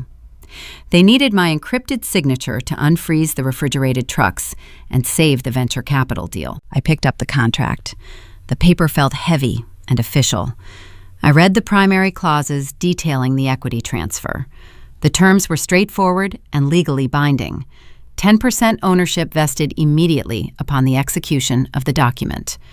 I scanned further down the page, moving past the compensation schedules, the benefit packages, and the standard non-compete agreements. I reached the boilerplate legalese at the back of the document.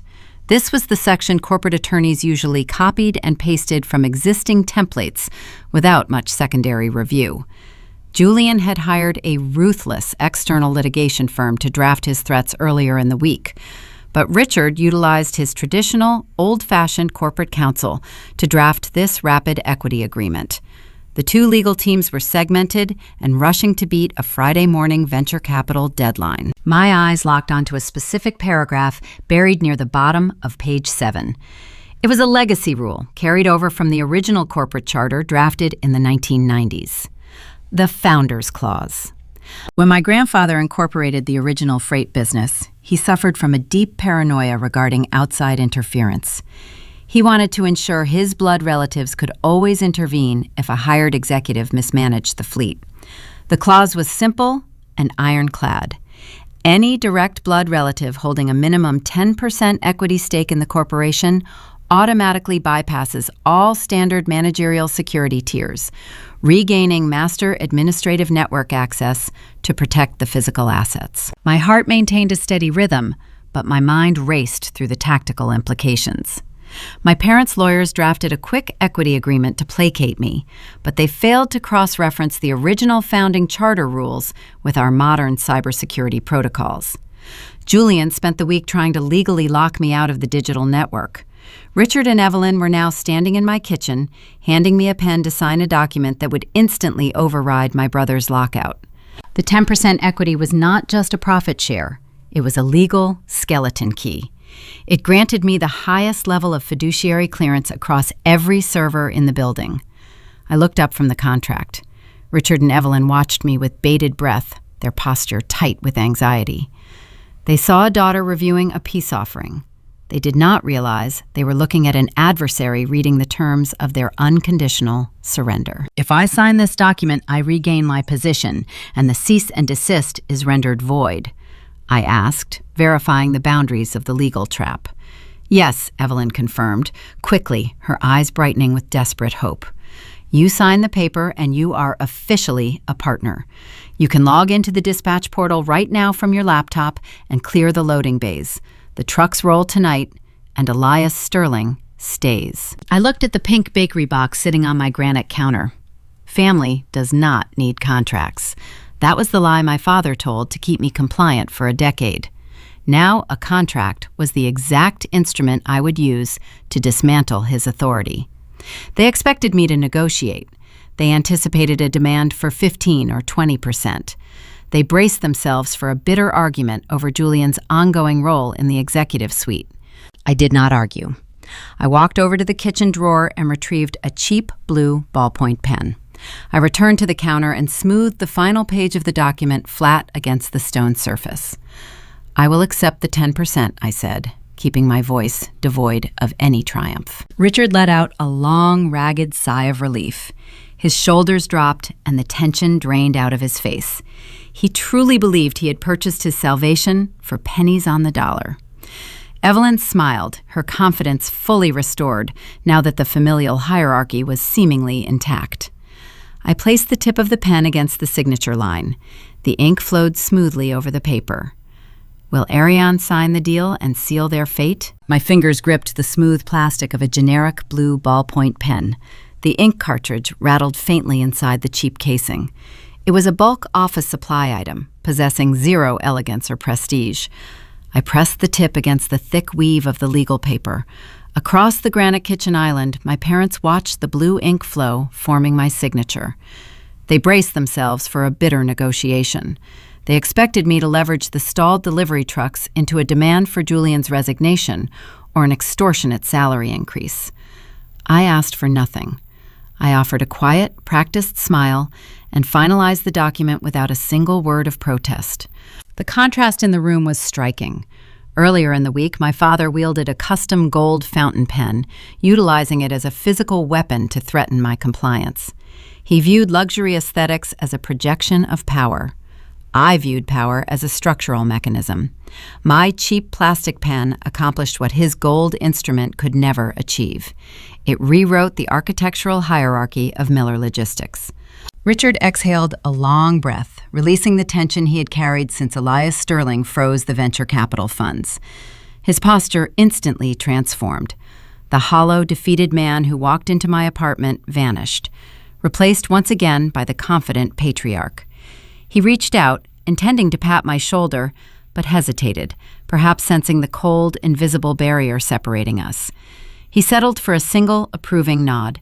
He truly believed he had purchased a $50 million corporate rescue package for a mere 10% equity slice. Evelyn clasped her hands together, her designer rings catching the warm light of the kitchen pendants. She launched into a rehearsed monologue about fresh starts, family unity, and putting the unpleasantness of the week behind us. I let her empty platitudes wash over me without absorbing their meaning. She thought my quick surrender was a visual confirmation of my inherent weakness. She assumed I lacked the ambition required to conquer the executive suite. They were entirely blind to the reality that my signature was the key turning the lock on their prison cell. "We will see you at the headquarters tomorrow morning," Richard announced, his voice regaining its resonant baritone. "Bring your laptop, Ariane. Julian will brief you on the backlogged manifests, and you can authorize the terminal releases before noon." I gave another slow nod. "Drive safe in the rain," I replied. My parents turned and walked out of the apartment, leaving the pink bakery box untouched on the counter. The heavy wooden door clicked shut, locking into place. I walked over to the floor-to-ceiling window and looked down at the wet Boston streets. Rain lashed against the glass, blurring the glow of the street lamps. 3 minutes later, a black luxury sport utility vehicle pulled out of the parking garage below, its red taillights disappearing into the storm. They were rushing back to their suburban estate, eager to sleep soundly for the first time in days. I did not wait for tomorrow morning. I turned away from the window and walked directly to my dining table. I opened my encrypted laptop and woke the screen. The first step required digitizing the weapon they had just handed me. I placed the signed equity contract into my high-resolution desktop scanner. The machine whirred softly, capturing the legal text, the notarized seals, and my fresh signature. I converted the scan into a secure file. Julian had utilized an external litigation firm to slap a cease and desist order on my profile, locking my credentials and barring me from the network. He relied on brute force legal threats. But the Miller Logistics digital infrastructure was a system I designed from the ground up. Years ago, when my grandfather was still alive, the board mandated a fail-safe protocol, the Founders Clause. The directive ensured that any blood relative holding a double-digit equity stake could never be locked out of the company assets by a rogue executive or a hostile board takeover. I mapped that specific legal clause directly into the cybersecurity permissions matrix. Julian did not know the failsafe existed because he never bothered to read the corporate charter or understand the software architecture. I opened the Human Resources and Legal portal, bypassing the standard login screen via a backdoor terminal. I uploaded the freshly signed equity contract directly into the ownership registry. The optical character recognition software scanned the document, verifying the 10% equity transfer and authenticating the signatures. The system processed the data for 10 seconds. The cooling fan in my laptop spun faster. A green notification box appeared on my screen. Ownership threshold verified.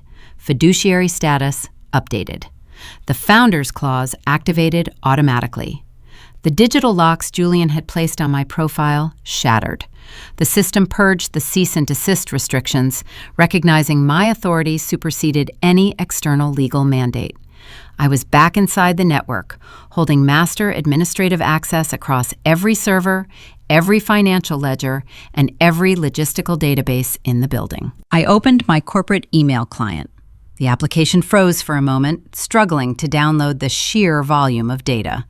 When the inbox finally rendered, the screen filled with thousands of unread messages. It was a digital graveyard documenting the collapse of my brother's false empire. The subject lines painted a vivid picture of the chaos. High-priority alerts from regional dispatchers begging for clearance codes.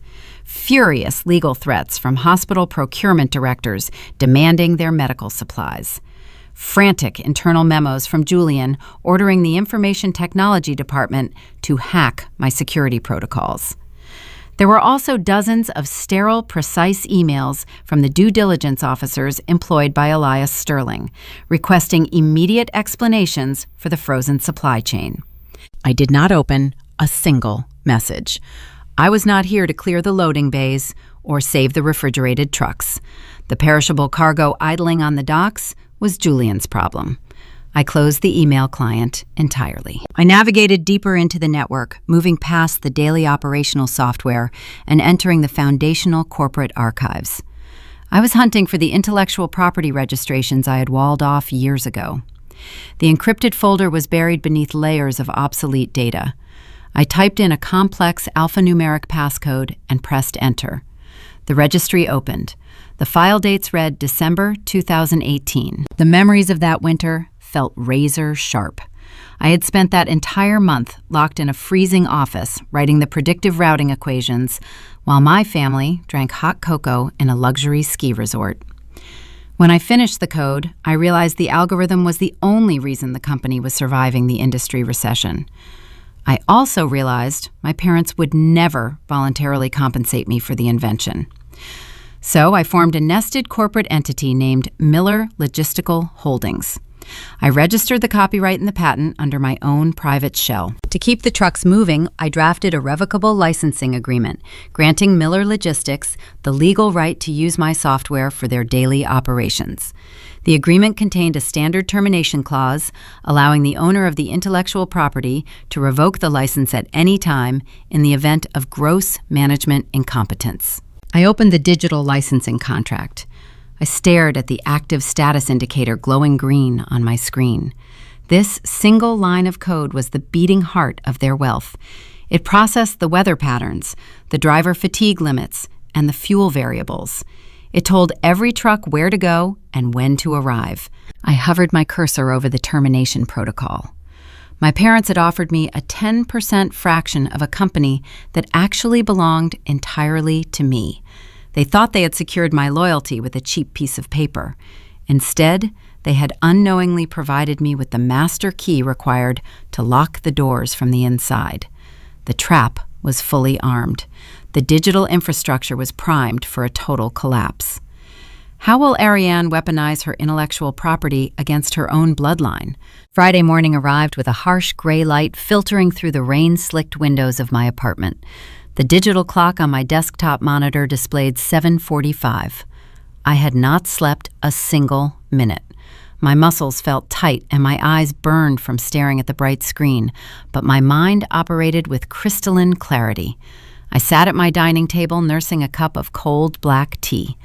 The storm outside had passed, leaving behind a damp, heavy chill that seeped through the brick walls of the building. The time for passive resistance was over. I had spent the night assembling the digital payload.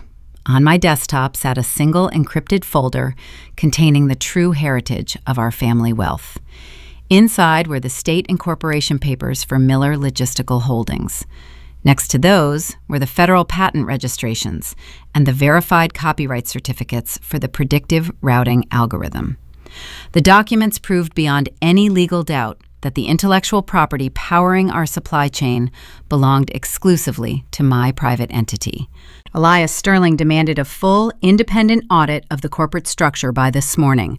I intended to deliver exactly what he requested. I opened the secure web portal utilized by his venture capital due diligence team. Elias was a man who appreciated ruthless efficiency and verifiable data. He despised emotional narratives and family politics. I attached the encrypted folder to the portal interface. I did not write a long explanatory letter. I simply typed a brief factual statement informing him that the target acquisition firm did not own the foundational software architecture. The true asset belonged to an independent third-party vendor who was exercising her legal right to terminate the licensing agreement due to gross management incompetence. I pressed send. The file transfer progress bar filled the screen, turning a bright, solid blue. Within seconds, the data landed on the secure servers controlled by Elias. I knew exactly how he would react. He would open the documents, and the realization would strike him like a physical blow. He would understand that Richard and Evelyn were selling him an empty box. He would see that my brother Julian was nothing more than a well-dressed mannequin propped up behind a mahogany desk. Most importantly, Elias would recognize that the quiet daughter they had banished from the executive suite held the only key to the kingdom. He would respect the flawless logic of my trap. I minimized the secure portal and opened the primary administrative dashboard for Miller Logistics. The screen displayed a complex grid of server icons representing the various distribution hubs, loading bays, and transit corridors across the state. Every single icon glowed a vibrant, healthy green, indicating the network was online and awaiting the morning dispatch commands. The regional terminal managers were currently logging into their workstations, preparing to route millions of dollars in perishable medical supplies. The digital clock in the corner of my screen shifted to 7:59. I typed the alphanumeric access code I had programmed 4 years ago.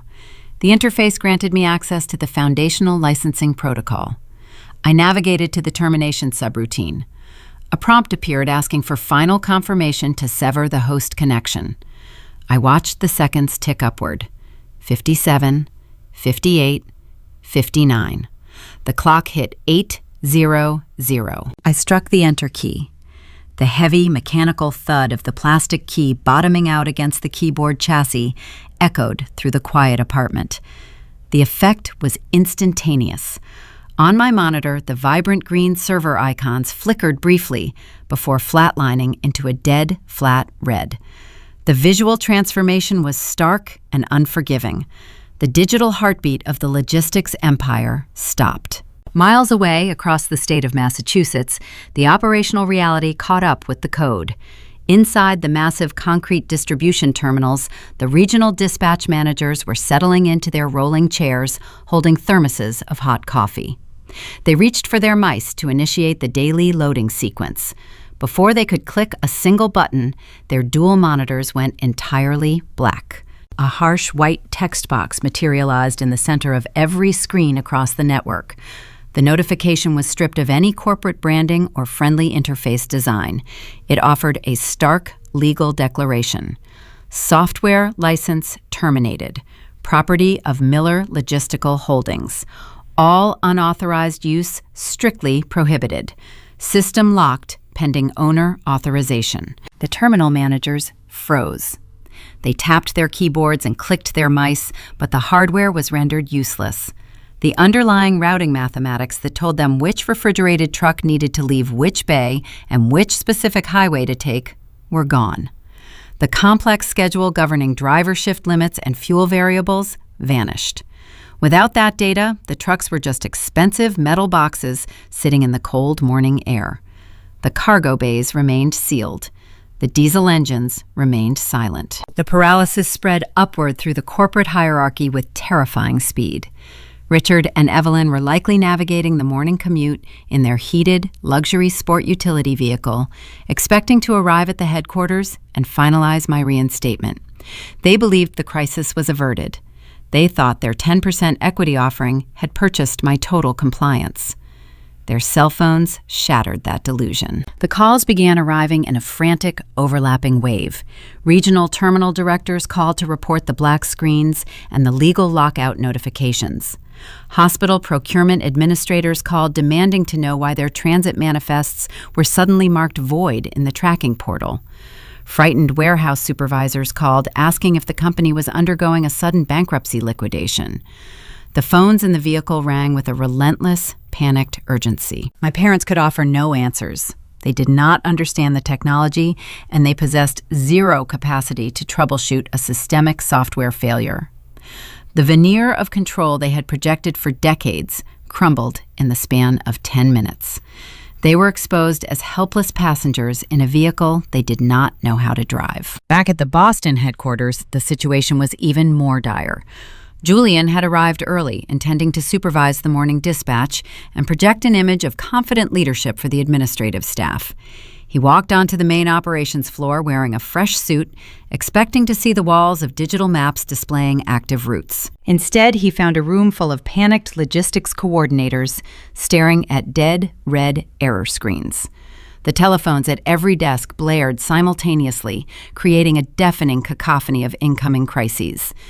The information technology technicians were running between workstations, their faces pale with anxiety, as they realized the foundational code was simply gone. Julian stood in the center of the room.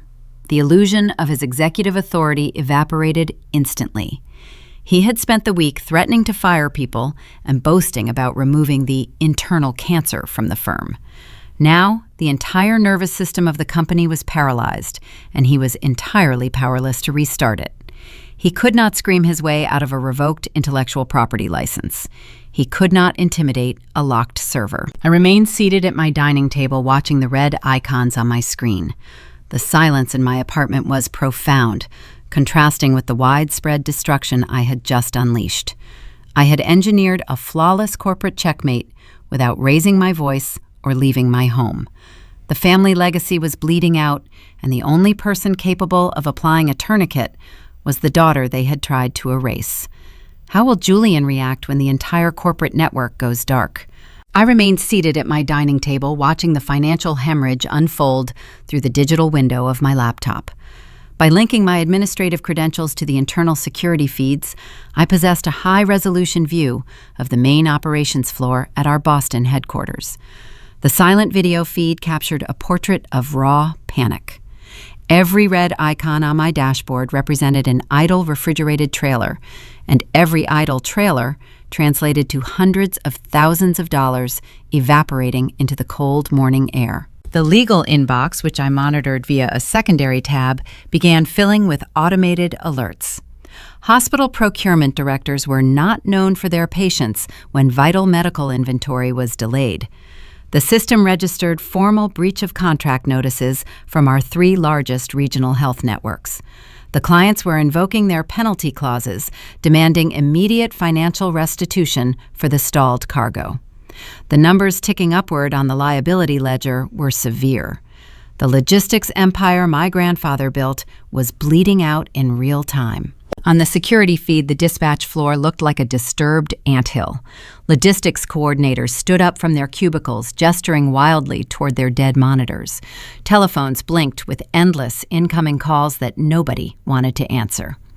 At the center of the chaos stood my brother. Julian had abandoned his usual pristine posture. He paced the aisles wearing a wrinkled suit jacket, his hands running through his hair in a gesture of helpless terror. He was supposed to be the visionary leader navigating the company into a lucrative future. Instead, he was a spectator to his own rapid destruction. I watched him march toward the main server control terminal located at the far end of the dispatch floor.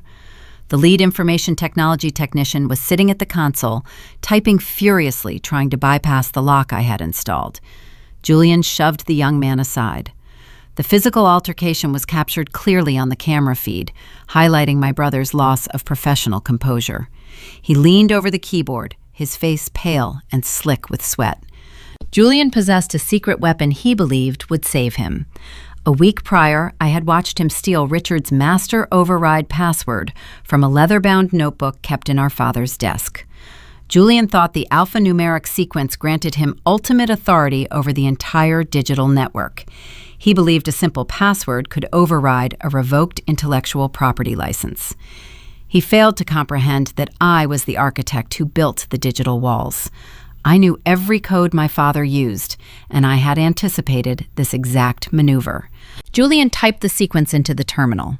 He struck the enter key with force, expecting the screens to flash back to life. He expected the green routing maps to reappear and the trucks to start their engines. I had programmed a different response.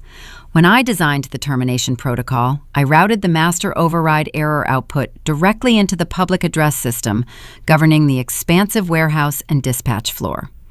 I wanted his failure to be transparent, public, and undeniable. Through the audio feed of the security cameras, I heard the result of his keystroke. A sharp electronic chime rang out, cutting through the frantic noise of the ringing telephones and shouting coordinators. The warehouse speakers crackled to life. My voice echoed across the room. It was a pre-recorded audio file I had created nights ago. The tone was calm level and stripped of any emotional inflection. Access denied.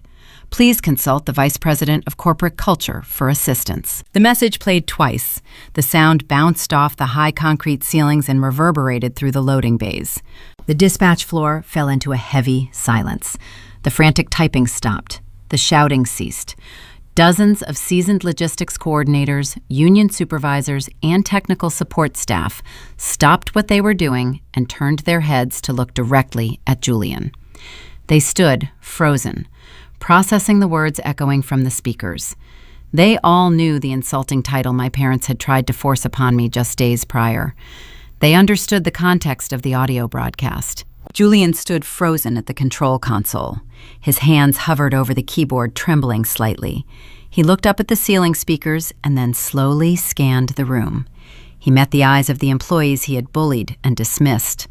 The illusion he had so carefully curated over the past 8 years dissolved into dust.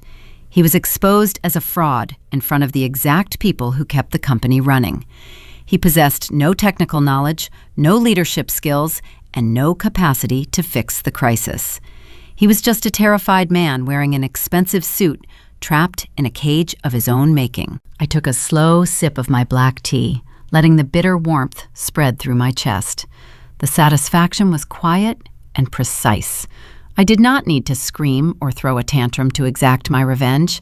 I simply held up a mirror and forced my brother to look at his own reflection in front of an audience. The clock on my screen shifted toward noon.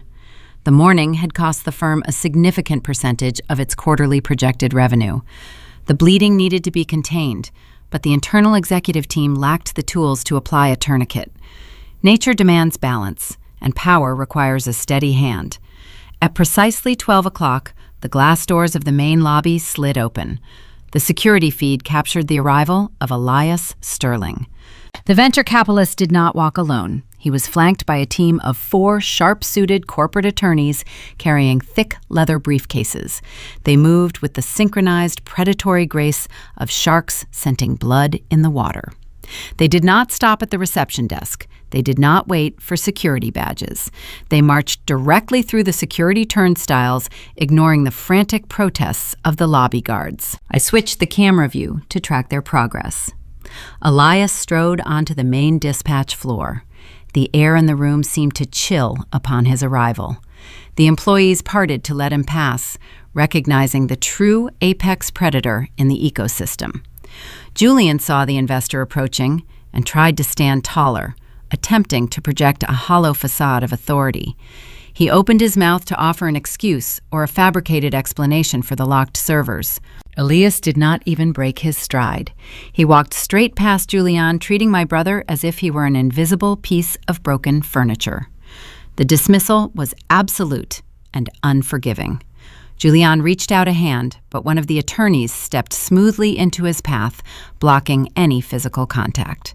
Elias proceeded directly to the glass-walled executive suite where Richard and Evelyn had barricaded themselves earlier in the morning. He pushed the door open without knocking. Through the interior camera, I watched my parents rise from their chairs, their faces drawn and exhausted. Richard tried to offer a handshake, but Elias ignored the gesture. The investor slapped a dense legal document onto the center of the desk. The document was a formal declaration of emergency step-in rights. Buried within the venture capital funding contract was a provision allowing the primary investor to freeze all executive actions, suspend the active board of directors, and assume temporary operational control in the event of gross fiduciary negligence or critical infrastructure failure. By hiding the true ownership of the intellectual property and allowing the supply chain to collapse, Richard and Evelyn had triggered the clause. Elias spoke a few sharp-clipped sentences. The audio feed was muffled through the glass, but the body language told the entire story. He was stripping my parents of their authority. He ordered them out of their own offices. He instructed his legal team to seize the financial ledgers and lock the corporate bank accounts. The Miller family no longer controlled Miller Logistics. Elias turned and pointed a finger toward the main boardroom down the hall. He was summoning the remaining executives for a final reckoning. Richard nodded, his shoulders slumped in defeat. Evelyn covered her face with her hands, weeping silent tears of genuine fear. Julian lingered in the doorway, looking like a lost child, waiting for his parents to offer instructions they no longer possessed. I closed the security feed and shut down my laptop. I stood up from my dining table and walked toward my closet. I selected a crisp, tailored suit favoring a dark charcoal fabric that projected seriousness and control. I retrieved a fresh notebook and a high-quality pen. The time for hiding in the shadows was over. The venture capitalist had cleared the battlefield and prepared the negotiation table. I was the only person holding the ammunition required to restart the engine. Will the parents finally surrender or fight a losing battle? The drive from Beacon Hill to the corporate headquarters took precisely 12 minutes. I parked my sedan in the underground garage, bypassing the reserved executive spaces and choosing a standard spot near a concrete pillar. The building felt different today. The usual low hum of commerce was replaced by a hollow, tense silence. The elevator ride to the top floor was swift. I watched the digital floor numbers tick upward, feeling the steady rhythm of my own pulse. I wore a tailored charcoal suit and a crisp white blouse. My leather portfolio rested securely under my right arm. I did not rush as I walked down the carpeted corridor toward the main boardroom. I maintained a measured, deliberate pace. I pushed the heavy oak doors open at exactly 12:30, the precise time Elias Sterling had mandated for the gathering. The spatial dynamics of the room told the entire story before a single word was spoken. Elias sat at the head of the long mahogany table. His 4 corporate attorneys flanked him, standing like silent sentinels against the glass wall overlooking the harbor. On the opposite side of the table, my family sat clustered together. They looked like refugees seeking shelter from a hurricane. Richard sat in the center, his shoulders slumped and his hands resting flat on the polished wood. Evelyn sat to his left, her posture rigid, her eyes red and swollen. Julian sat to his right, staring down at his lap, his expensive suit looking rumpled and absurd. I did not take my usual seat at the far end of the room. I walked toward the center of the table, stopping directly across from my father. I remained standing. Elias Sterling did not offer a greeting. He leaned forward, intertwining his fingers, resting his forearms on the table. "We are going to dispense with the pleasantries." Elias began his voice, a quiet, steady instrument of execution. "I have reviewed the intellectual property documentation provided this morning. I have also reviewed the operational logs from the past 48 hours. The situation is stark. Miller Logistics does not own the proprietary routing software required to fulfill its current vendor contracts. The firm is operating in breach of a dozen major transit agreements. Your liability exposure is catastrophic." Richard opened his mouth to speak, but Elias raised a single finger, silencing him instantly. "You sold me a fraudulent package." Richard Elias continued, his tone dropping to a freezing whisper. "You gutted your own operational core to install a figurehead who caused a systemic network failure within 2 days of taking control. I do not invest my capital into hollow entities. I invest in functional architecture. Right now, the only functional architecture in this building belongs to the woman standing across from you." Elias turned his head slightly, looking at me. "My $50 million injection remains on the table," Elias declared, addressing the entire room, but maintaining eye contact with me. "However, the terms of the deal have changed. The funds will only be released if Ariane is immediately instated as the Chief Executive Officer, holding full operational and fiduciary control. If the current ownership group rejects this structural pivot, I will withdraw my capital today. Furthermore, I will publicly back a competing logistics firm founded by Ariane utilizing her proprietary algorithm. Miller Logistics will be bankrupt before the end of the fiscal quarter." The ultimatum hung in the air, heavy and undeniable. Elias had just handed me the sword and positioned the execution block. Richard stared at the venture capitalist, his face an ashen gray. He turned his gaze toward me, trying to summon the patriarchal authority he had wielded for decades. He attempted to deploy the same emotional leverage he had used at the steakhouse 6 years ago. "Ariane, this is tearing us apart," Richard pleaded, his voice shaking with a fragile desperation. "We are your blood. You cannot align yourself with an outside investor to steal the legacy I built. We can find a compromise. We can restructure the board to give you a louder voice. We are a family, and family must stick together during a crisis." I looked at the man who had secretly erased my name from the succession ledger. I looked at the mother who had offered me a meaningless title and a cheap cup of coffee to buy my silence. I looked at the brother who had served me with a hostile legal order threatening criminal prosecution to protect his own pride. I opened my leather portfolio. "There is no compromise," I stated, my voice cutting through his emotional manipulation like a sharp blade. I extracted 3 sleek black folders from my portfolio. I slid them across the smooth mahogany surface. The folders glided silently, stopping directly in front of Richard, Evelyn, and Julian.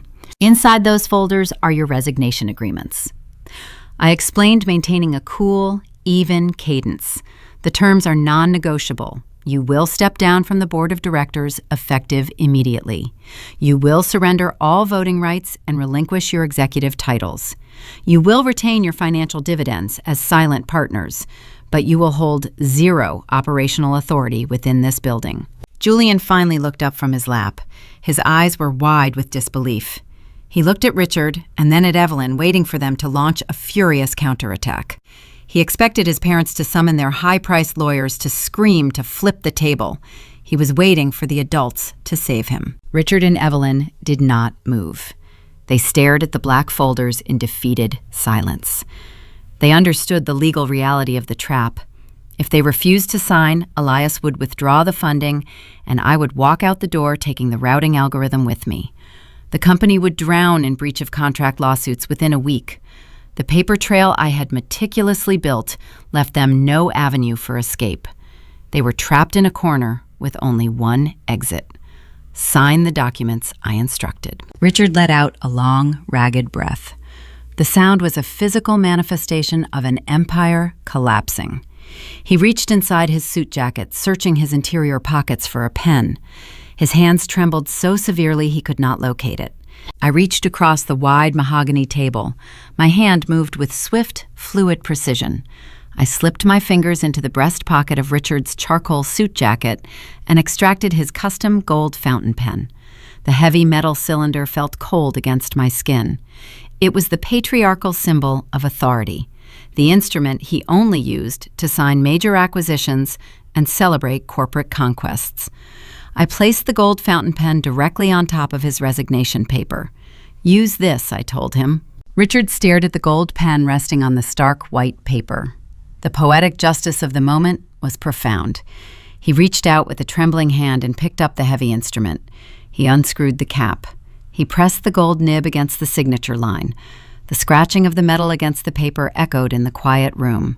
He signed away his power, his legacy, and his control over my life in a single stroke. He slid the signed document toward the center of the table and passed the gold pen to Evelyn. My mother did not read the contract. She simply wept, silent tears ruining her immaculate makeup as she signed her name beneath his. She passed the pen to Julian. My brother stared at the signature line for a long time. The arrogant executive who had poured celebratory scotch and boasted about removing the internal cancer from the firm was gone. He picked up the pen and signed the document, his handwriting shaky and uneven. I gathered the 3 black folders. I closed them and placed them back into my leather portfolio. The transfer of power was seamless, brutal, and entirely legal. Elias Sterling nodded his approval, signaling his corporate attorneys to begin processing the executive transition paperwork. The venture capital funds were secure. The proprietary software license was reinstated. The trucks would roll again tonight. I stood at the center of the boardroom, holding the portfolio containing my new empire. My parents and my brother remained in their seats, staring blankly at the polished wood. They had spent 8 years treating me like a disposable shadow worker. Now they were the shadows lingering in a room they no longer controlled. What happens to the family once Ariane takes the throne? The mahogany boardroom emptied with the swift efficiency of a sanitized crime scene. Elias Sterling and his legal team packed their leather briefcases, their faces impassive masks of corporate routine.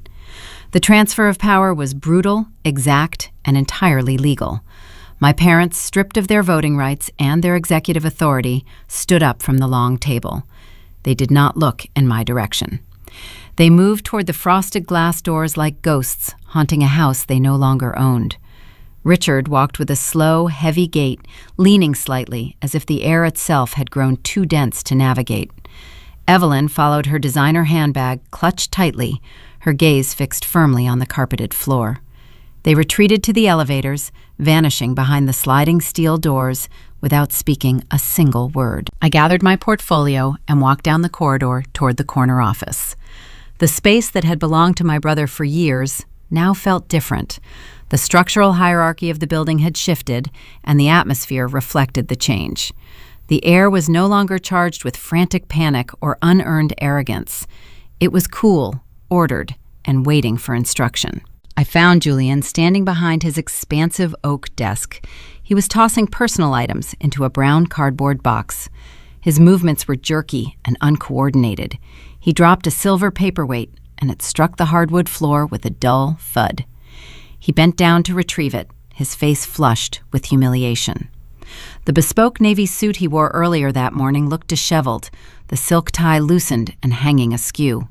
He looked up as I entered, his eyes darting away instantly. He could not maintain eye contact with the architect of his downfall. I walked across the room and stood directly across from him. I did not raise my voice or offer a gloating smirk.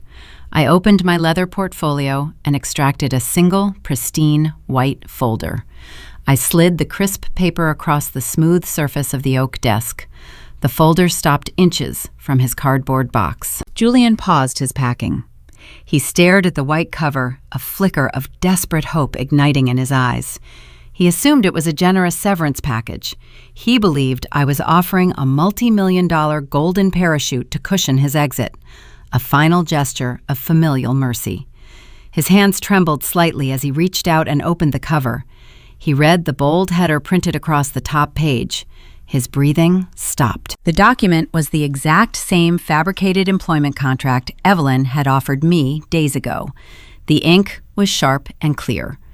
The title offered was Vice President of Corporate Culture. I watched his eyes scan the boilerplate legalese, searching for the compensation structure and the equity clauses. He found the blank spaces where the stock options should have been.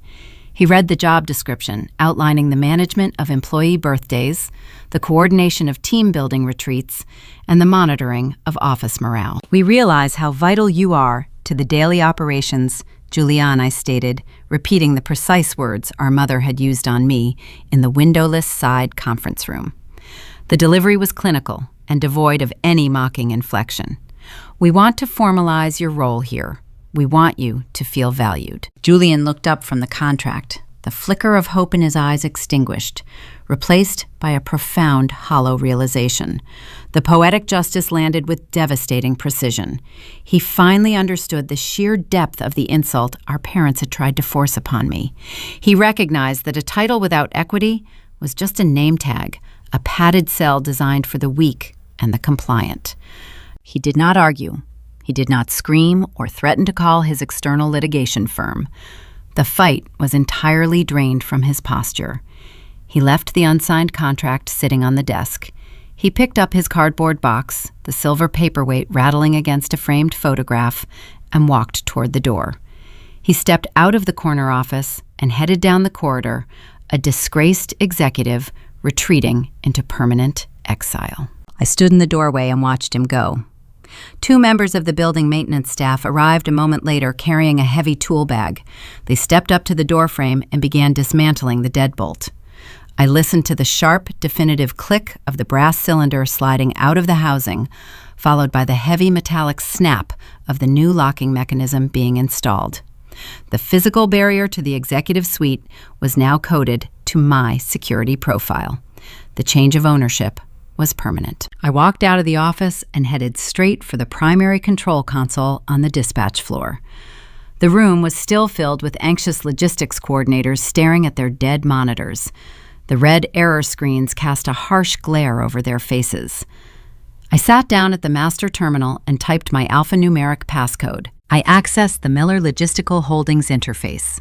I authorized the reinstatement of the intellectual property licensing agreement. The system processed the command for 3 seconds. The transformation was instantaneous. The flat red error notifications vanished from every screen in the building. The monitors blinked rebooted and populated with the vibrant green maps of the live routing database. The complex algorithms calculating driver fatigue limits, weather variables, and fuel consumption flooded back into the network. A collective sigh of relief rippled across the dispatch floor. The coordinators reached for their headsets and began authorizing the delayed manifests. Through the floor-to-ceiling windows, I heard the deep, rumbling roar of dozens of heavy diesel engines igniting simultaneously in the loading bays below. The physical vibration traveled up the concrete pillars, a steady, powerful rhythm, signaling the resurrection of the supply chain. My phone vibrated in my pocket. It was an automated notification from our primary corporate banking institution. A wire transfer had cleared the pending ledger. $50 million had just been deposited into the operating account. Elias Sterling had honored the terms of our boardroom agreement the moment the software came back online. The financial freeze was lifted. I walked back down the quiet corridor and stepped into the corner office. The space was now mine. The air felt clean and unburdened. I walked around the expansive oak desk and sat down in the leather executive chair. The ergonomic design supported my spine perfectly. I placed my hands on the smooth armrests and surveyed the room. The desk was entirely bare, save for one item Julian had left behind near the edge of the blotter. It was the bright pink cardboard box from the traditional Italian bakery in the North End, the same box Richard and Evelyn had brought to my apartment to manipulate my emotions. I reached out and lifted the lid. The box was empty. There were no pastries inside, only a faint dusting of powdered sugar and a few dry crumbs resting on the wax paper lining. It was a flawless visual metaphor for my family, a bright, attractive exterior hiding a hollow, empty core. I tossed the pink box into the recycling bin beside the desk. I opened my encrypted laptop and placed it in the center of the desk. The transition was complete. The company was stabilized. I prepared to begin drafting the new fourth quarter expansion strategy. Before I could open my word processor, a high-priority notification bypassed my internal firewall protocols. The alert icon flashed a stark yellow, indicating a direct encrypted message sent from a verified external executive server. I clicked the icon. The email populated on my screen. The sender was the board of directors for Apex Freight, the mid-tier rival firm I had used as a red herring just days ago. Richard had always despised them for undercutting our pricing on the eastern seaboard routes. I opened the message. The subject line was devoid of pleasantries. It was a formal, legally binding declaration, a hostile takeover bid. Apex Freight was launching an aggressive financial assault, offering to purchase a controlling interest in Miller Logistics at a premium share price, leveraging the public vulnerability caused by the recent venture capital freeze. The timing was too precise. It was a coordinated strike, executed the moment our internal chaos peaked. I opened the attached financial disclosures. Federal regulations required the bidding entity to list their primary capital backers and silent partners in any hostile acquisition attempt. I scrolled through the dense ledger of private equity groups and regional investment firms funding the Apex war chest. My eyes stopped on a specific holding company listed near the bottom of the disclosure. The name was generic, but the tax identification number triggered a memory. I opened a secondary browser window and ran a rapid forensic trace through the state corporate registry, utilizing the same read-only access I had used to audit the marketing budget. The ownership structure of the holding company unpacked on my monitor, revealing the layers of shell corporations designed to obscure the true beneficiary. I stripped away the false fronts until the primary shareholder was exposed. The name on the screen was Victoria. The plot twist landed with the force of a physical impact. The embezzlement I had uncovered earlier in the week was merely the surface noise. The $40,000 luxury ski trips to Aspen were a distraction. Victoria had not just been skimming funds for personal indulgence. She had been systematically siphoning millions of dollars out of the Miller Logistics marketing budget through a labyrinth of phantom vendors and shell accounts. She aggregated the stolen capital and used it to buy a silent, lucrative stake in our direct competitor. She knew Julian was incompetent. She knew his arrogance would eventually sink the family empire. She never intended to go down with his ship. Instead, she built a heavily armed life raft using our own revenue. She funded Apex Freight, waiting for the perfect moment to launch a torpedo at the hull of Miller Logistics. My fake job offer had not inspired her. It had merely amused her, because she already owned a piece of the company I pretended to flee to. I leaned back in the leather executive chair, digesting the sheer scale of the betrayal. The petty familial disputes over succession and unearned titles were finished. The boardroom had been sanitized of incompetent blood relatives. But the true predator was never my father or my brother. It was the woman who slept next to the heir, quietly draining the treasury to fund a rival army. I looked out the window at the Boston harbor, watching the cargo ships navigate the cold, gray waters. The internal family dispute was over. I had claimed the throne and secured the empire. But as I read the hostile takeover terms glowing on my screen, a cold, sharp realization settled in my chest. The corporate war had just begun. It is easy to look at the collapse of the Miller Logistics empire and see only a corporate thriller, a story of hostile takeovers, encrypted algorithms, and venture capital ultimatums. But if you strip away the polished mahogany boardroom tables, the million-dollar supply chain contracts, and the tailored charcoal suits, what remains is something far more common and intimately devastating. It is a story about the profound failure of parenting. It is a cautionary tale about what happens when the people tasked with guiding us into adulthood choose the comfort of a lie over the difficult, necessary work of raising accountable human beings. In the relentless pursuit of preserving a legacy, Richard and Evelyn Miller managed to destroy the very family they were trying to protect. In traditional American culture, the concept of the family business is often deeply romanticized. It is framed as the ultimate realization of the American dream, a tangible empire passed down from one generation to the next, representing hard work, sacrifice, and unbreakable continuity. But there is a dark side to this generational wealth transfer, one that occurs when parenting values warp under the weight of expectation and pride. Richard and Evelyn fell into the most dangerous trap a parent can face.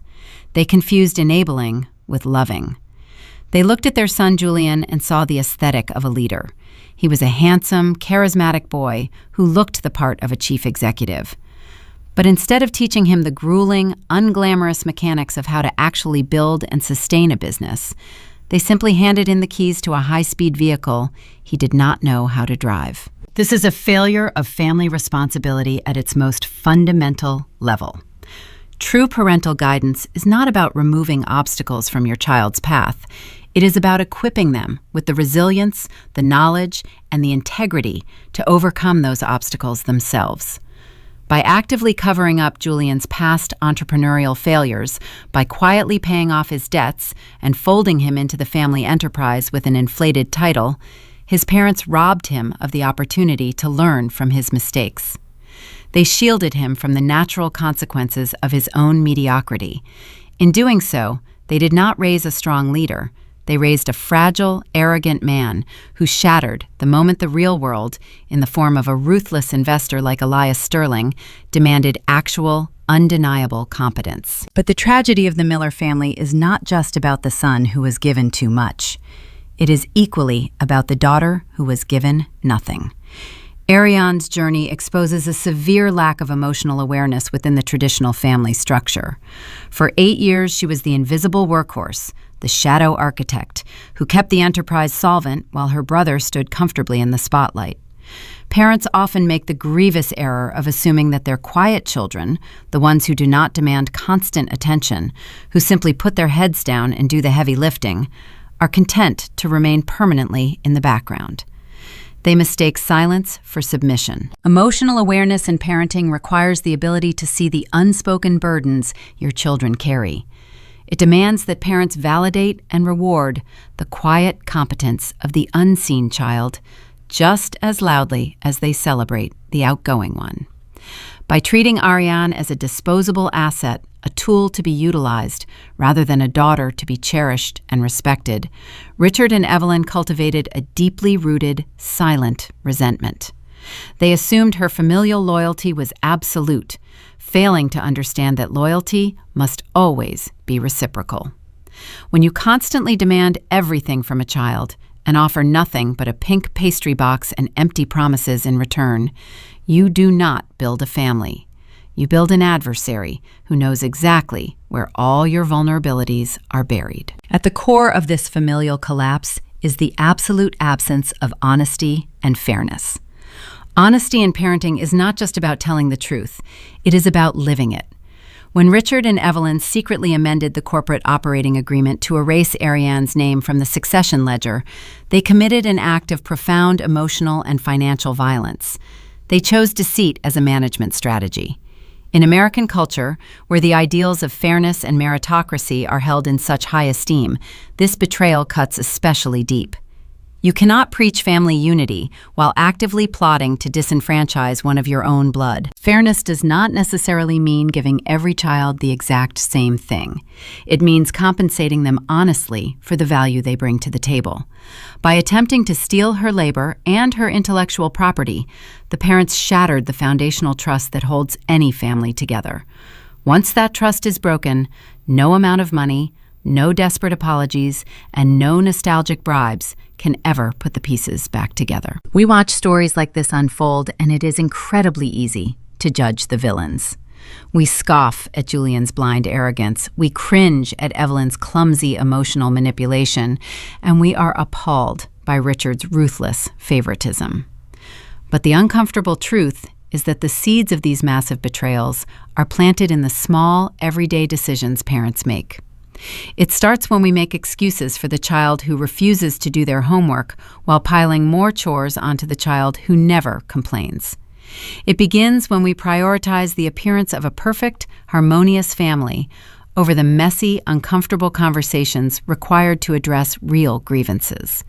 It takes root when we value our children for how well they fit into the narrative we have written for them, rather than loving them for who they actually are. The Miller family is not an anomaly. They are simply a massive magnification of the toxic dynamics that can fester in households everywhere. If there is a lesson to be extracted from the cold, calculated revenge of Ariane Miller, it is that truth is an unstoppable force. You can bury it under custom-tailored suits, you can hide it behind executive titles, and you can attempt to silence it with hostile legal orders. But eventually, the ledger always balances. The books demand to be squared. As parents, as family members, our greatest responsibility is to ensure that the ledgers we keep with our loved ones are honest, transparent, and fair. Because if we force the people we love to operate in the shadows, we should not be surprised when they learn how to navigate the dark far better than we ever could. Navigating these complex, often painful family dynamics is never easy, but it is necessary if we want to break the cycle of generational trauma and silent suffering.